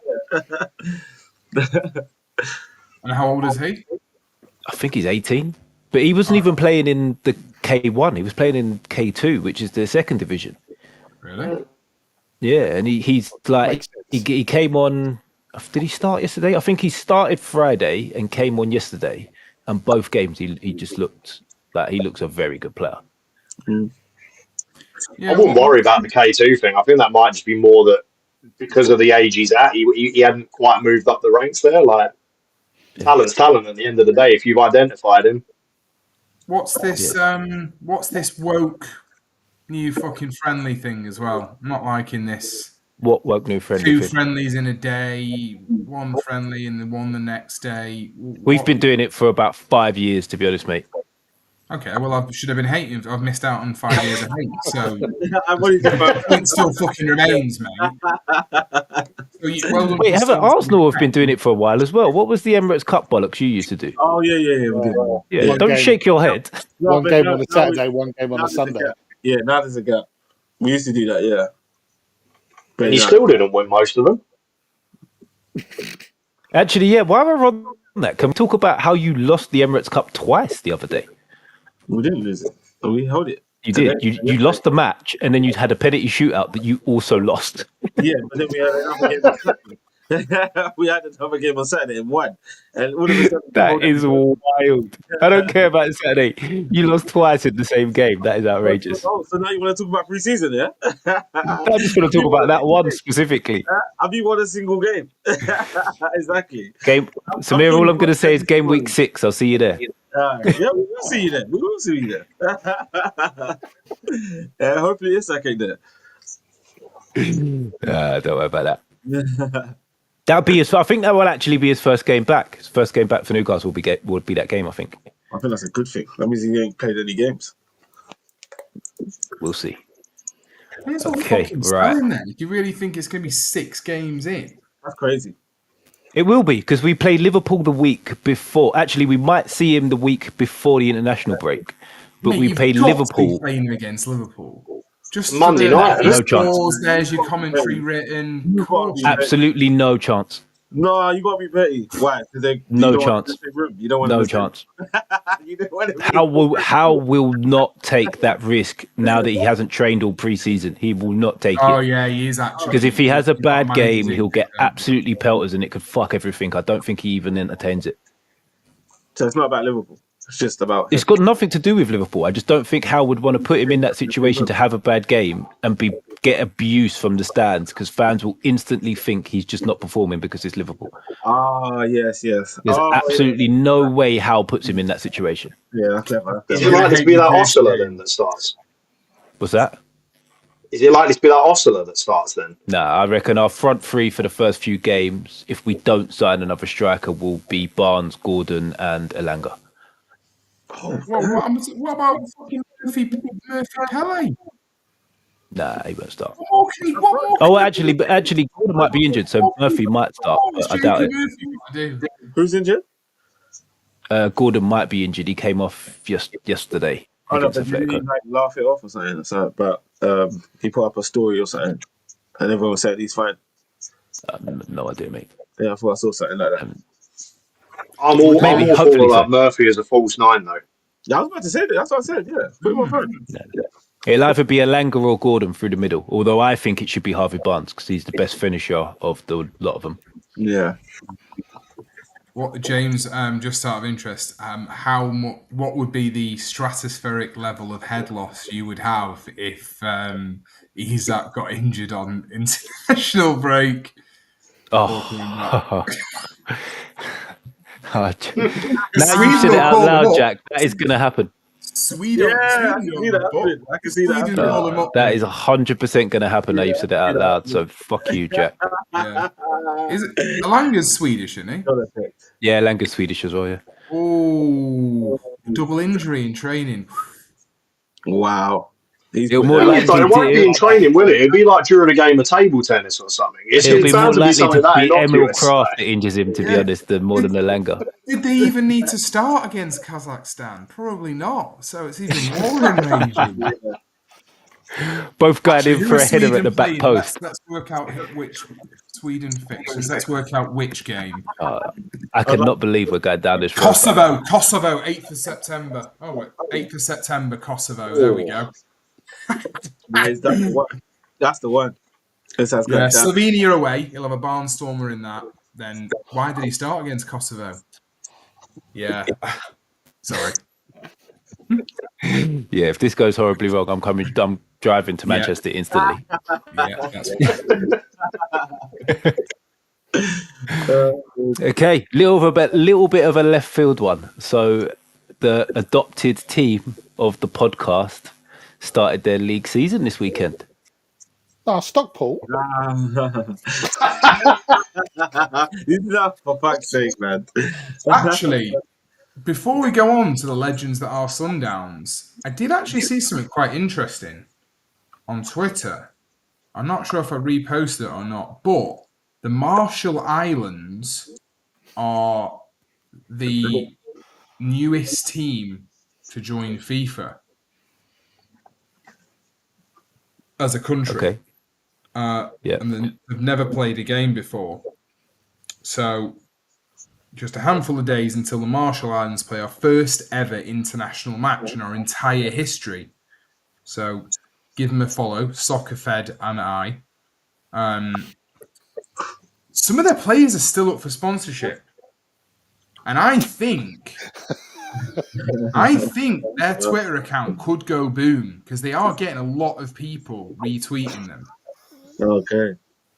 So, and they look truly shockingly shit. Really bad.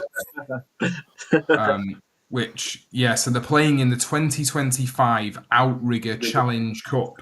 And still some of their players, it's being played in Arkansas. Why? So the teams in it are Turks and Caicos, Ozark United under-19s. This is random. What the fuck? Ozark United under-19. Yeah, Marshall Islands and USVI. US Virginia or something? USVI? Virgin Islands. Oh, US Virgin Islands. Yeah, Virgin Islands, yeah. Okay, well, that's me cancelled. There goes my tax haven, which actually just Googled it. US Virgin Islands looks sensational. Wow. Why don't we try and why don't I drop them a message and find out how much it is to sponsor one of the players? Because go for it. Why not? Loads of pods are retweeting them because it's so random. Because they are the newest team to join FIFA. The last country on earth without a football team. Okay. You're not honestly suggesting we use the winnings from like a pod hacker or something to like sponsor a team? No, not even a team, just one player, John. Just a player, player. Yeah. And also, there's just stats don't exist for any of them. So it's a real, we have no, I mean, they're obviously not going to be superb, but I mean, we have no idea if, they're going to be any decent or not. I think the real takeaway from all that is the Arkansas strand on it. It says to me that Bill Clinton might be playing the Donald Trump role at the end of it. Oh, he's in the under-19s changing room, isn't he? Yeah. There'll be some sort of salacious story that comes out of it. I'm so confused why Ozark under-19s are in it, to be honest. I know. I thought that was just a TV Bill show. Clinton's So going what to the be hell there, is going mate. on There here? you go. But yeah, be interesting to see. Yeah, I'll send him a message. He's the top goal scorer. Oh, No. no, you're all got 0. I tell you what would be quite cool to get around history of scoring your country's first ever goal. Yeah. Yeah. Oh, yeah. You know, and actually being straight entered onto Wikipedia rather than someone having to go back and like football history from 100 years ago to then put that onto Wikipedia. You just go first goal straight to Wikipedia. Doesn't even need to go in a book. Don't bother fucking don't use pen and paper anymore, mate.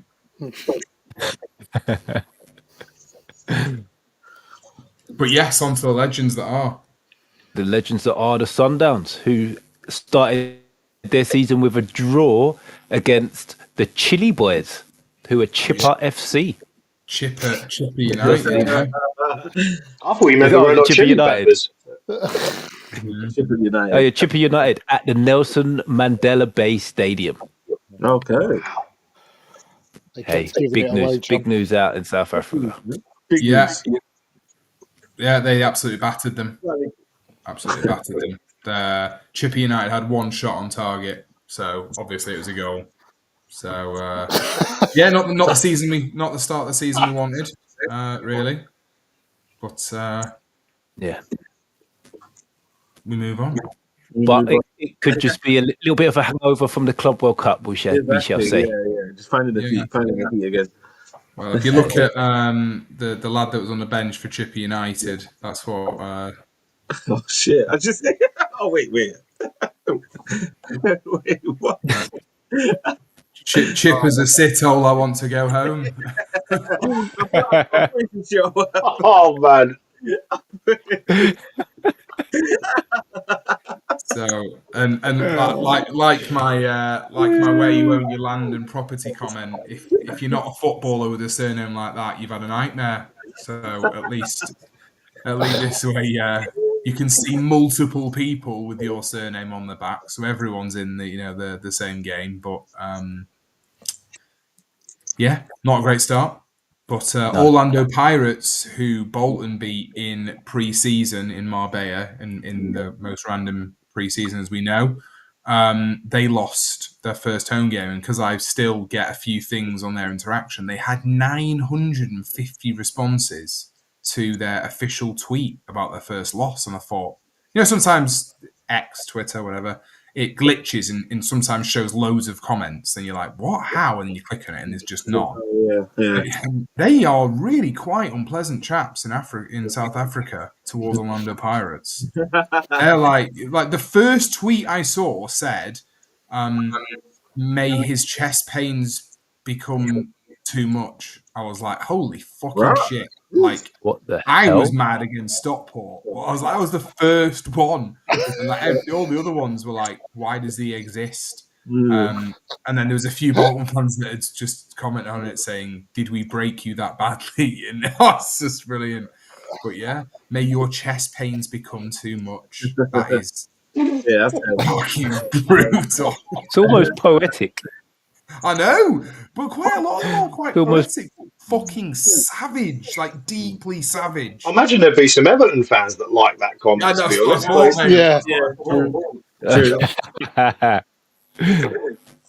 And if you want to know what John's referenced in there, just check out the last short that was posted on the channel. To be fair, like Bolton playing a pre-season friendly in Marbella sounds like the most like Sam Allardyce legacy thing ever. Just like sort of thing you can imagine. Oh, it's over 1,000 now. Let's see if we've got any new ones on that. Okay, right. So we had to actually have already done a little bit on both of your clubs. So we'll start with John and Jack on this. I'm going to roll back to this image. How do you feel your season's going to pan out? We probably should have done it while we was talking about the games, to be fair. But Champions. champions, yeah? Yeah. You're going to win it by 7 points like you were last year? Don't say it. Mate. Don't say it. You've not Don't- got a fucking striker. Suck my dick. Our striker scored on Saturday. We have. Yeah, He just doesn't want to play for us. Yeah. Yeah, ours is on loan, so he's on a nightmare. Unlucky lad. I think fuck it, go for the win. I think so, yeah. Luton don't look that great. Stocky's boys look pretty good. Huddersfield look good. They've signed like 16 players or something in summer, which is very impressive to get right. So they appear to have really got it right. But yeah, why not? Why not go for it? I think we could win it. Our manager won it with Plymouth 2 years ago, so why not? Until it gets to like January and both of our winger from Jamaica, it's not even Jamaica, but from the Caribbean's like, yeah, fuck this, thanks very much. Which I would fully get. I do think we need a bit more. We need a striker and I don't know, something else, just another bit of something fresh through the door. But yeah, we look good. Can't see us losing at home much. It's just whether we've got the balls away, and famously we do not. So I'll tell you what, can I just postpone mine? I'm going to say champions for now, and then this time next week, probably I'll be saying relegated, team of pussies, hate them, got no backbone, not learning. We need a whole new front 11. That winger's fucking shite. Send them back to Brighton. The fickle life that I lead. Feast or famine. Yeah. Now we've got a good. We're not going to lose much at home, so I think that in this league will get you top 6. If you're not winning your games away, then the playoffs just becomes a lot of lottery for you. But Luton don't look good. They don't look good. It's just the fact I think they're going to win it that currently says they're going to win it. But if that happens a few more games, very much like I said before, if they win the first 4 games, who cares what they look like? But I could do with someone unsettling some of their players, to be honest. I could do with a few bids going in or them having a stink. I mean, I don't know what assets they've got. Alfie Doherty is pretty good. He was in my fantasy football team, so I don't know what shows about me really when they were in the Premier League. To be fair, I think Nathan Jones has done a bit of a job on him, and he's taken like 2. He's taken the keeper Kaminsky, and there's like 1 or 2 others. We could do with a few more because they've openly said they're not going to spend money. They said they're not spending any money because they're putting it all towards their new stadium. So Huddersfield look pretty set because all the players they've signed this summer. It's really quite. They let 22 players go this summer. So yeah, I think it's just another tough league again, but. It's a weird one, really. So I'm going to go champions by 2 points. Nice. Decent. What about you, John? What are you saying? Similar kind of confidence until next week? It's really good depending on where we're at the end of August, I guess. But I think we've got enough firepower to have us at the right end of the table. I just think we're going to be typically Southampton in the way that we manage games and probably end up in the playoffs. I think this weekend, John, for us is big. I don't think. Well, yeah. I'm making it feel bigger than you're fairly relaxed about it. I think you are doing it a disservice. If you go there and win, your whole team will be thinking, let's go for it now. And likewise with Bolton, if they don't win on Saturday, they've lost the first 2 away games, and they're going to know then, right? Playoffs at most, it's just not going to be in them to get first and second, and I think it's just a massive opportunity for Southampton to stick the knife in Ipswich. I do agree, yeah. Right, you've just got 4 points out of 6. That's all it really will say, but you've got a big chance to stick the knife in them, and I think they've got a serious chance of not even getting top 6. I can't believe how bad they were on Friday night. I really thought they were shit. Birmingham were good, but if Birmingham get a few more players in, they're third favourites, aren't they, Birmingham? I think Birmingham are going to be a massive problem, man. Kyogo looks way too good for this level, if I'm honest. Yeah. Leicester are, I think, 5th or 6th. Leicester were, I think they were nearly double figures to win the league, Leicester. They were pony today. Yeah, honestly. Yeah, they weren't great shakes at all. Subject to cupping ears, whoever we were talking about before. Fucking Fires, merchant, when he scored a header, he ran off with his fucking cup in his ear, his fucking sideshow bob hair flowing everywhere. I think, who the fuck do you think you are, mate? You scored 2 own goals in a Premier League match, lad, and you got relegated. Who are you cupping your ear to? Shout out for wonderful moment of the weekend, Sheffield Wednesday fans getting to see their team go ahead after all they've been through. But it's we're playing Sheffield Wednesday on Wednesday. Fucking hell, I'm really getting screwed with this, aren't I? We're playing them on Wednesday in the cup. So I'm hoping that they just roll over and die, but unfortunately, not die. Sorry, roll over and get their bellies tickled, not die. Hoping their chest pains become too much. Yeah. But they actually looked like they had something about them. To be fair, so fair play to them. How they managed to get themselves up for that game. I mean, I know that you don't, unless without serious drive, you don't become a top level footballer. But how you could get yourself up for that game?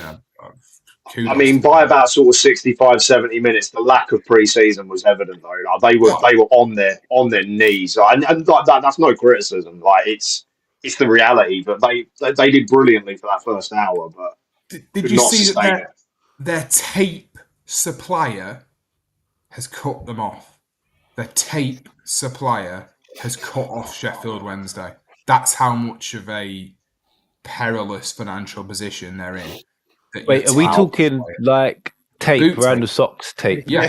Mate, that was in that was from a proper journalist. It was true.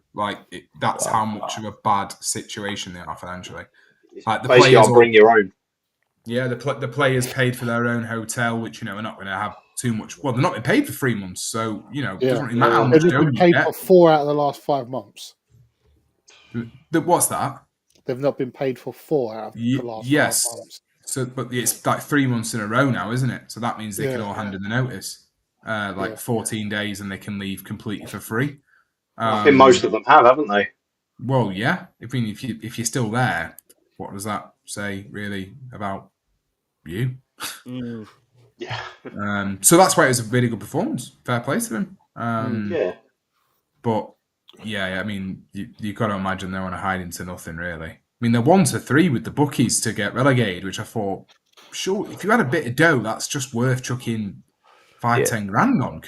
But then I think there's a stupid clause in it, obviously, that's if they don't complete 11 games of the season, your bet's void. But they're in serious trouble, really bad trouble. Still a bit of a no-lose gamble, though, to be fair, isn't it? Because you either get your money back or you get an extra 3-4 grand on top of it. They without an absolute freak, they are going down comfortably. With just socks flying everywhere. You could buy your own tape, guys. It doesn't mean you can't use tape. Yeah, exactly. To be fair, they haven't been paid in 3 months. I don't think they can even afford tape at this point. True, yeah. Seeing if their mates, any Sparky mates, have got some tape going. They've got the old yellow and green one. There's always just Earth tape floating around. Nick it from the site you're all working on this week. The home bargains in Sheffield's on for a killing, isn't it? Really?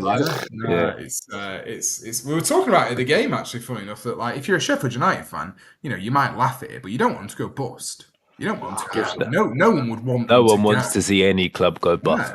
No, Same with Morgan. No true football fans ever and- want to see it. Although if Man United or Liverpool went bust, it'd be quite hilarious. Yeah. but they The just latter, get bailed out, definitely. wouldn't they? Maybe So double. I bet actually it would piss us off even more because they'd probably just get bailed out, or they just fucking get a quid from every fucking person in Malaysia or some fucking daft thing. I've thought about this before, James, to be honest, and it's impossible. It is impossible. It is impossible. But I yeah. read something the other day that the Premier League at some point bailed out one of them two clubs with some kind of, they bought something off them or they gave them a loan or something to keep them afloat not that long ago. It was Liverpool were in really bad situation about 8 years ago or 9 years, maybe 10 years ago. They're in a really bad position. But they gave United some mad thing in their PSR that no other club got for about 30 million quid. Oh, They were wow. allowed to put something in their accounts. I can't remember what it was. I'll try and find it for next. But they allowed United to put something either not as a loss or as a gain. I can't remember what it was in their accounts that no other club was allowed to do. And that came to light. It got buried pretty quick, to be honest with you. But I can't remember it was something really unique and specialist. But no other club was allowed to put it as a it was either as a positive thing or to stop a negative thing, and that saved them with their accounts being signed off. Without that, they wouldn't have got their accounts signed off, and they would have broke PSR rules. There's an awful lot of that goes on across world football. Yeah, especially in Spain, are like nightmares for it. Oh yeah. I don't suppose they go as cheeky and then sign in those £180 million worth of strikers after that's happened. Though. No. Yeah. I mean, it's not always necessarily just like financially either. It's like, there's, I mean, this is probably another episode topic in itself, but it's like the farce of Pep's training plans over in Spain, which I'm happy to go into more detail on at another show. But like, it's like things in terms of like the doping and stuff like that. It's like there's plenty of these things. Yeah, there is. Yeah, loopholes. Loads of people make little loopholes that then get closed at a certain point once people start clocking onto them. Happened many a time over the years. Yeah. Samir won't like this. That's what Wenger was one of the first ones to bring that over here, to be fair. Really? Yeah, if you listen to any of the Arsenal players that were at Arsenal when Wenger came in, they all talk about supplements. Came over and we started taking supplements. Yeah. All right. Yeah, we know what he was doing. But it wasn't illegal then, and they made it illegal a little while after. So it kind of is what it is. Don't get left holding the baby, innit? Exactly. That is exactly the case. Okay, let's try it. Let's close the show out. Back to you, Stocks. West Ham. How do you feel your season's going to go? How's your pre-season been? Are you happy with the transfer window? So far, should I say, because there's still a good 3 weeks left. Yeah, well, apparently rumours are we're going in for a bigger bid for Fernandes this week from Southampton. Oh, good signing. Very. Yeah, I think it's just meeting the price that they want, and you know what it's like. One of the last remaining dildo brother can be a bit of an arsehole sometimes. Will be anywhere from 17th to 13th.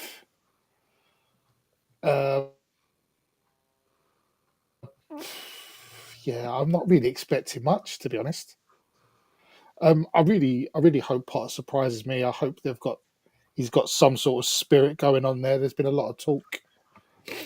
He's been galvanizing the place. Like it's fair to say, spirits were low, like in the club in general last season, and he's been trying to readdress that. Somerville's coming back this year. You got his picture there, which is quite handy. Like someone with genuine pace. Fulkrug looks fit.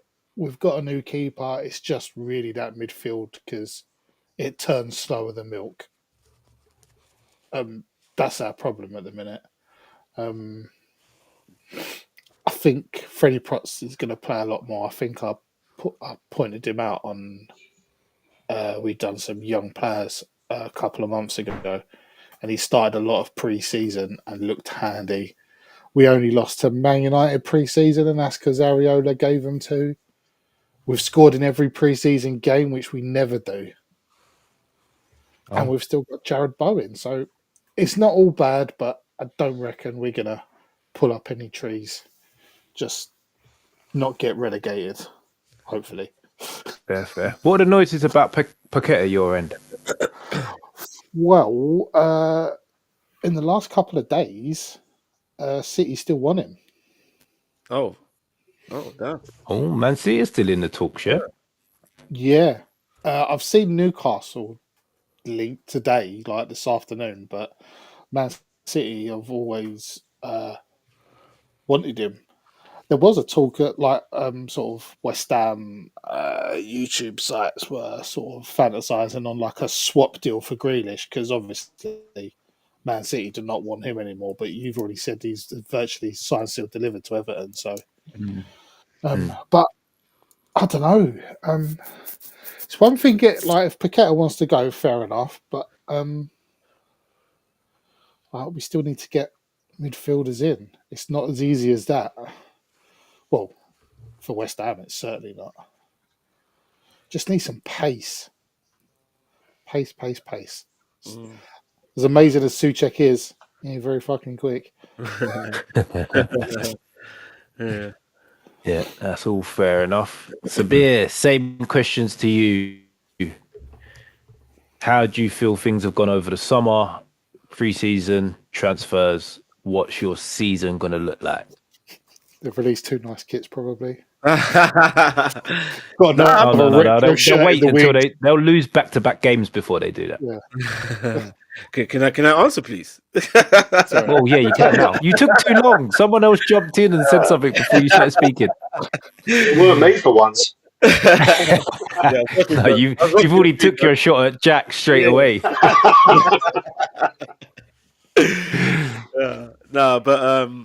I think the transfer market has gone very well. I think it's our best in a while. I think there's still more to come in, but it's more about outgoings now, isn't it? I think we brought a lot in, but now it's more like, we got to sell to kind of bring in one or two more. And I think we do need that. I think we do need one or two more. I like the look of Eze today, man. If Eze is to join us, I think, will be too much, man. For the whole Premier League, would be too much with him included. Pre-season, up and down. I think the team's still kind of like getting used to like the new signings. I'd say obviously Gokeres has only played 2.5 games. He's looking hungry. Madueke, judged by the highlights, he's looking like he's got a point to prove. I know it's only pre-season and stuff. I hate to brag about players in pre-season, but there was something different in the highlights I saw in that last game we played on Saturday. I truly. Wait, are you saying Madueke hasn't even played a competitive game, and you're already He has. He played turning a corner? He played 45. On yeah, Saturday. but it's not wasn't competitive though, was it? Oh no, I'm just saying like in pre-season, like nobody really tries that hard. But I don't know. I think like on Saturday he looked like he played to like prove a point in it. He looked like he wanted to just prove a point in that game. He was all over the place. He had a good game. Let's just say that. Okay. So I'm actually looking forward to the season, man. I think I'm confident. I think we could potentially win the Prem. Like based off what we were all saying about Liverpool, and I truly believe that that's like the number one threat. I think City fans are not really confident. But I do look at the teams like Chelsea and maybe United as a quiet threat as well. So, well, are you talking about Man United? Yeah, man. I don't know, man. Like, I wouldn't. You can't go from saying I think we're going to win the league to worrying about Man United who finished 15th last season. I'm saying like Liverpool are only threat, but there's like these small teams that like Liverpool crept up on us last season. Like, no, we only looked at Man City, and then all of a sudden, here you got Liverpool winning the freaking league. But yeah, no, of course I am confident, but I'm still looking over my shoulder at certain teams. Like, but yeah, I think we'll win it this year. I think we'll win the Premier League, either the Premier League or Champions League. Don't care. I want both.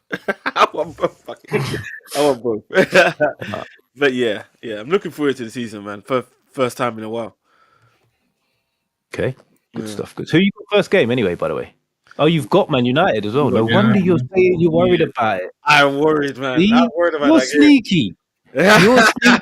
If it doesn't go well next weekend, you can be like, "Well, I did say I was worried about Man United." No, but that's just one game, innit? Like, I'm talking 6-pointer on day one. The whole season. Hey, but to be fair, I'm very confident against United, man. We got a very strong team, man. We got a very, very strong team, and like you said about United's midfield and defense, we should eat that defense alive. We should eat them alive, honestly. Well, we get to see it in game week 1. So yeah. Look forward to talking about it next Sunday. Yes. Yeah. Depending on the result, I might be here or not. If we've still got who's meant to be coming on next week, you bloody better be. Yeah. True. Oh yeah, we can't even speak about it like that. Yes, we can. Oh damn it! We've just got someone else to throw shots at you. Don't worry about that. Oh yeah, that's true. Okay, right. And last but no means least, I'm annoyed that he's in the middle of the picture, but it is what it is. Newcastle. I still feel we're going to do exactly what I expected us to do come the end of last season, and that was break 70 points, go deep into both the domestic cups, and get out of the Champions League group stage. I still feel that should be the target. I still feel that's what we're going to do. And nothing's wavered. If Isak leaves, I feel we'll use the money well to buy in other positions, and we'll be a stronger team, stroke squad to what we were come the end of last season. If he stays, same. We'll still buy a couple of players. We won't spend as much money, but we'll still be a stronger team, stroke squad than what we were last season. So I can't see our season being too much different to last year. It just depends on how many points everybody else gets of what European competition we end up in. I believe it's shaky at Newcastle right now. Before the start of the season, it's all too much. No. Just before you're starting, there's nothing shaky. You don't think? Nothing shaky. You can't just say that. You can't say that, mate. Of course it is. What is okay? So what is actually so shaky at Newcastle? Just all the noise. You can't sign anyone. You Isak, like all the noise. We can't sign anyone, but we have now signed 3 players in this window that have all improved us. You're about to sign 1 centre back, but like all the targets that you wanted, it's just not happening. Okay, can I kill this myth for a minute here, please? No, you cannot. Because you cannot. I see this Newcastle's 11 that rejected them when really only 3 players we made offers for out of all of these players that got named. But you must at least agree it's funny. That it's not for him. It's not for him. You must at least. It would be funny if they were all factually true, but most of them not being true makes it not funny whatsoever. If you take out your obvious love and obvious confidence, you must at the very least appreciate there is noise around Newcastle. Yeah, very. There is a lot of noise. Yeah, it's never been like this. You know, you should. Do you know why it's never been like this? To sign Sesko. You should, regardless of what you're thinking. That in my eyes, you not getting Sesko over United is when you have Champions League, you've just won the cup. Like it's huge. It's like a throwback to the years of when massive clubs would take players whenever they wanted, despite. I mean, that's what they've done, isn't it? And I know that you might not want to pay, and at the end of the day, mate, it's not your fucking money, as we all should remember as fans. Like, not getting Sesko is a bit of a fucking faux pas, and you need this Isak thing to not be a thing by kickoff of your next game, because I just think it's going to filter down to other players, and that's what noise, I know Samir takes more glee in the noise. I'm just saying that noise is the perfect way to describe it. That it does feel like there's a lot of, because you should be riding the most. That's what's shit as a fan. And I do Yeah. feel for you there. Like Yeah. without doubt, you should be riding this mega positive wave. Exactly. Even if it's this Sesko thing and all that, if it wasn't for the Isak thing, you could probably fucking be a bit more relaxed about the other things. But the Isak thing is so shit for football fans that you've got Champions League, you won a cup, that monkey's off your fucking back. You did well in the Champions League last time. Like, you've got nothing to fear from it, I mean. And it's just a bit shit that all this noise is floating about, and you just got to wait until the news, till the fucking carousel stops and you know what's going on. Like, I appreciate you're very positive about it and very staunchly, I'm not going to knock anyone for that, but it's just shit. It's shit as a football fan. It'd be shit if you supported anyone, and I'd feel for you because it's just wank. Like, you should be enjoying the bet. Like, you just got married. You should be enjoying the bet. Well, fucking hell, don't. That's the terrible analogy. As a man whose first year anniversary is coming up in 2 weeks' time. Yeah, I might actually still be on that pod. Yeah. Anyway, I don't know any shout outs at the end. Yeah, I'm single. Active. Obviously joking, of course. But maybe if she listened to this, we wouldn't be in this situation, eh? So if you are listening, there you go. Again, I know exactly what short's going out on your anniversary now, Jack. Got it. But no, it's crap, and I think you are underestimating the noise, and we've seen it with other clubs. If you don't get this Isaac thing fucking nailed down and killed off soon, it's just going to filter and linger and just be there and be a thing. So if you do have a bad result, which is just a bad result, and you got the next game, he's at this, and it's just going to be fucking crap. Yeah, exactly. And I just think it's shit. And I do think that if you lose your first game against Villa, the first thing it'll be like, right, Villa are favourites for the top four now. You've got no chance on it.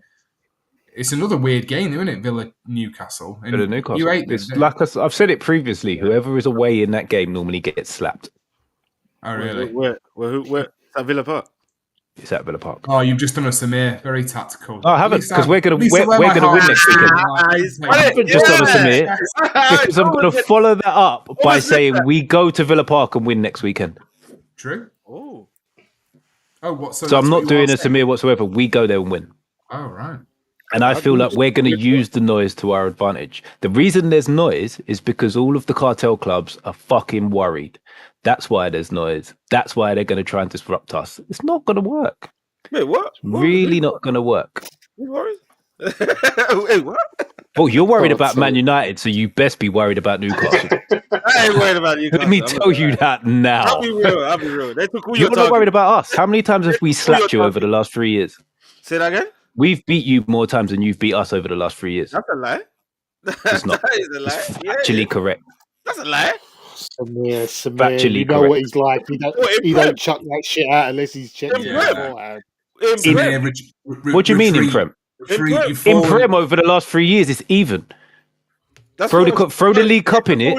Throw the League Cup in it. You're adding cup games as well now. What, cup games, not games? We've only faced you in what? Do they not count? Are they friendlies now? We faced you in one cup. Are they two games in the same cup though? Oh, leave it out, man. We're talking He's just crawling up his web just about. Yeah.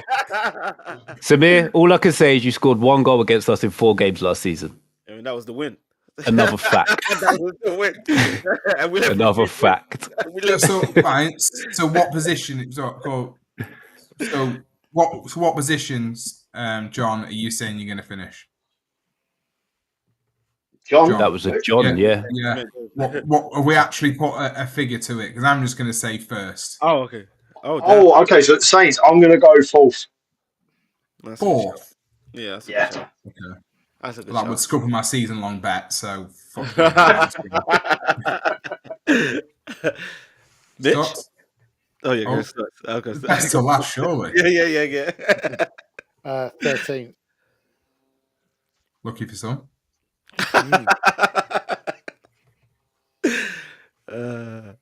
Samir? There's I'll go surely first. only one I'll go answer. Yeah, I'll go first. Mitch? Come on, Mitch. Come on. Come on. No, I'm going third. Damn. Wait, Wow. Damn. is that because I copied your homework last week? You decided to change up already? Wow. To be fair, he was pretty confident last year when he said Hey. he was close. He was close. But where did you finish? You finished fifth, innit? Finished fifth last year, yeah. Oh, damn, you were wrong. You were And wrong. Stocks, if I know your season the way I think it's going to pan out, I'd suggest you're the only one that's going to be exactly right, and you will finish exactly first. Definitely being optimistic as well. That's the sad part. How have you come comfortably 13th? That I makes know, no man. sense as a league table. The first time ever. Team has finished 13th with 6 games to go. Yeah. That's Give me the that season. many far West points Ham are behind Chelsea. 13th, wrapped up with 5 games to go. No, I actually said Newcastle Wait, fourth last week, but because Samir's been talking so much, we're going to catch them as well. So we're finishing third. Arsenal can finish fourth now. Wow. Oh, we're finishing fourth now. Oh, Damn. could you imagine? Oh, God. If Newcastle finish above Arsenal this season. Oh, it's on now. Oh, no. It's on now. Samir Now seems to now forget we've that was a gone Keegan. distinct possibility for 3 games to go last season. Yeah, but it didn't happen. But it didn't happen. So let's go with that. Let's go with that. Yeah, just keep worrying about Man United. Don't worry about I that. don't think you've ever finished above us. Ever. Yes, we have. Have you? Yes, we have. Well, that's mad, Samir.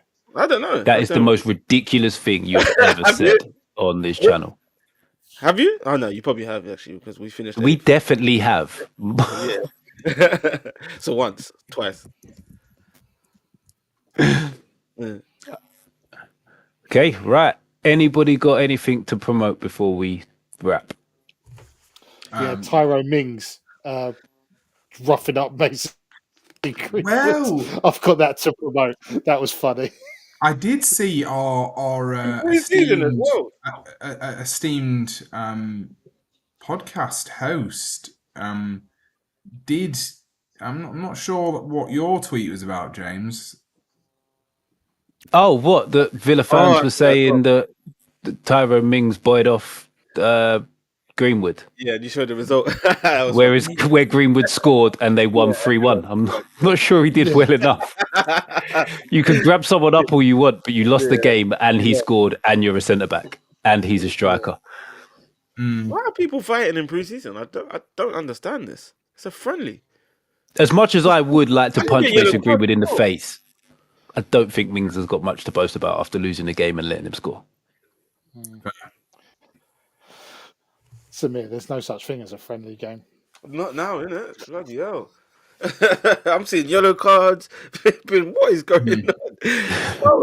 He's like, you're getting yellow cards in pre-season. Like, this is a joke. Bro, I remember United players once came back from a season where people were suspended because of sendings off in pre-season, which I didn't even know could happen. Oh, that's definitely that was Paul Scholes. United. Definitely Paul Scholes. Yeah, I think it was Scholes. It was either Scholes or Keane. Yeah, I remember. Yeah. Mad. Yeah. Right. So if no one's going to promote anything, yeah, I will. Yeah, Jesus, what's taking you so long then? I was waiting for everyone to start talking. But yeah, obviously we recorded Fly on the Wall podcast yesterday talking about football. That'll be out very soon, so yeah, look out for that. Yeah. Is there any promotion now? Cool. FOTW. Don't know. How are you going to promote something and not know the handles, man? What's wrong with you?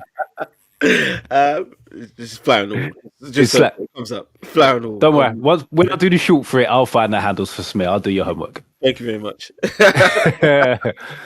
Right, channel-wise, Where the Owl Sleep will be back tomorrow. There's a Newcastle show tomorrow evening, 9:00. Then I'll do this in order. Wednesday, I will also be on the Rivals again, and then next Saturday, brand new show. We're going to trial something different about an hour before the Newcastle game. I'm going to jump on. I believe Stocks is going to join me for about 20 minutes to half an hour. do a little tactical breakdown of the game just as the team news comes out. Nice. And if it works, we will roll more out going forward. So I like that. Can we all call of it that like before next week. the Bet Builder Bash or something like that? Maybe not that exactly, but I'm open to name suggestions. Well, it's better than We'll get there. We'll get there. Fucked or something, isn't it? Yeah. We'll get there. Yeah. I'm still trying to think up a name for that one, but yeah, it'll be a little tactical breakdown once the teams come out, see where we see the strengths, weaknesses, how we see the game going. I like that. And Mitch and Stocks box to box. it would work if it was only going to be me and Stocks all the time. Yeah, that's fair. That's fair. Bash the I'll builders. get box to box is fucking KFC. Well, come on, bucket to bucket, my friend. Let's be honest. But yeah, it should be an interesting week. See how things go. Right.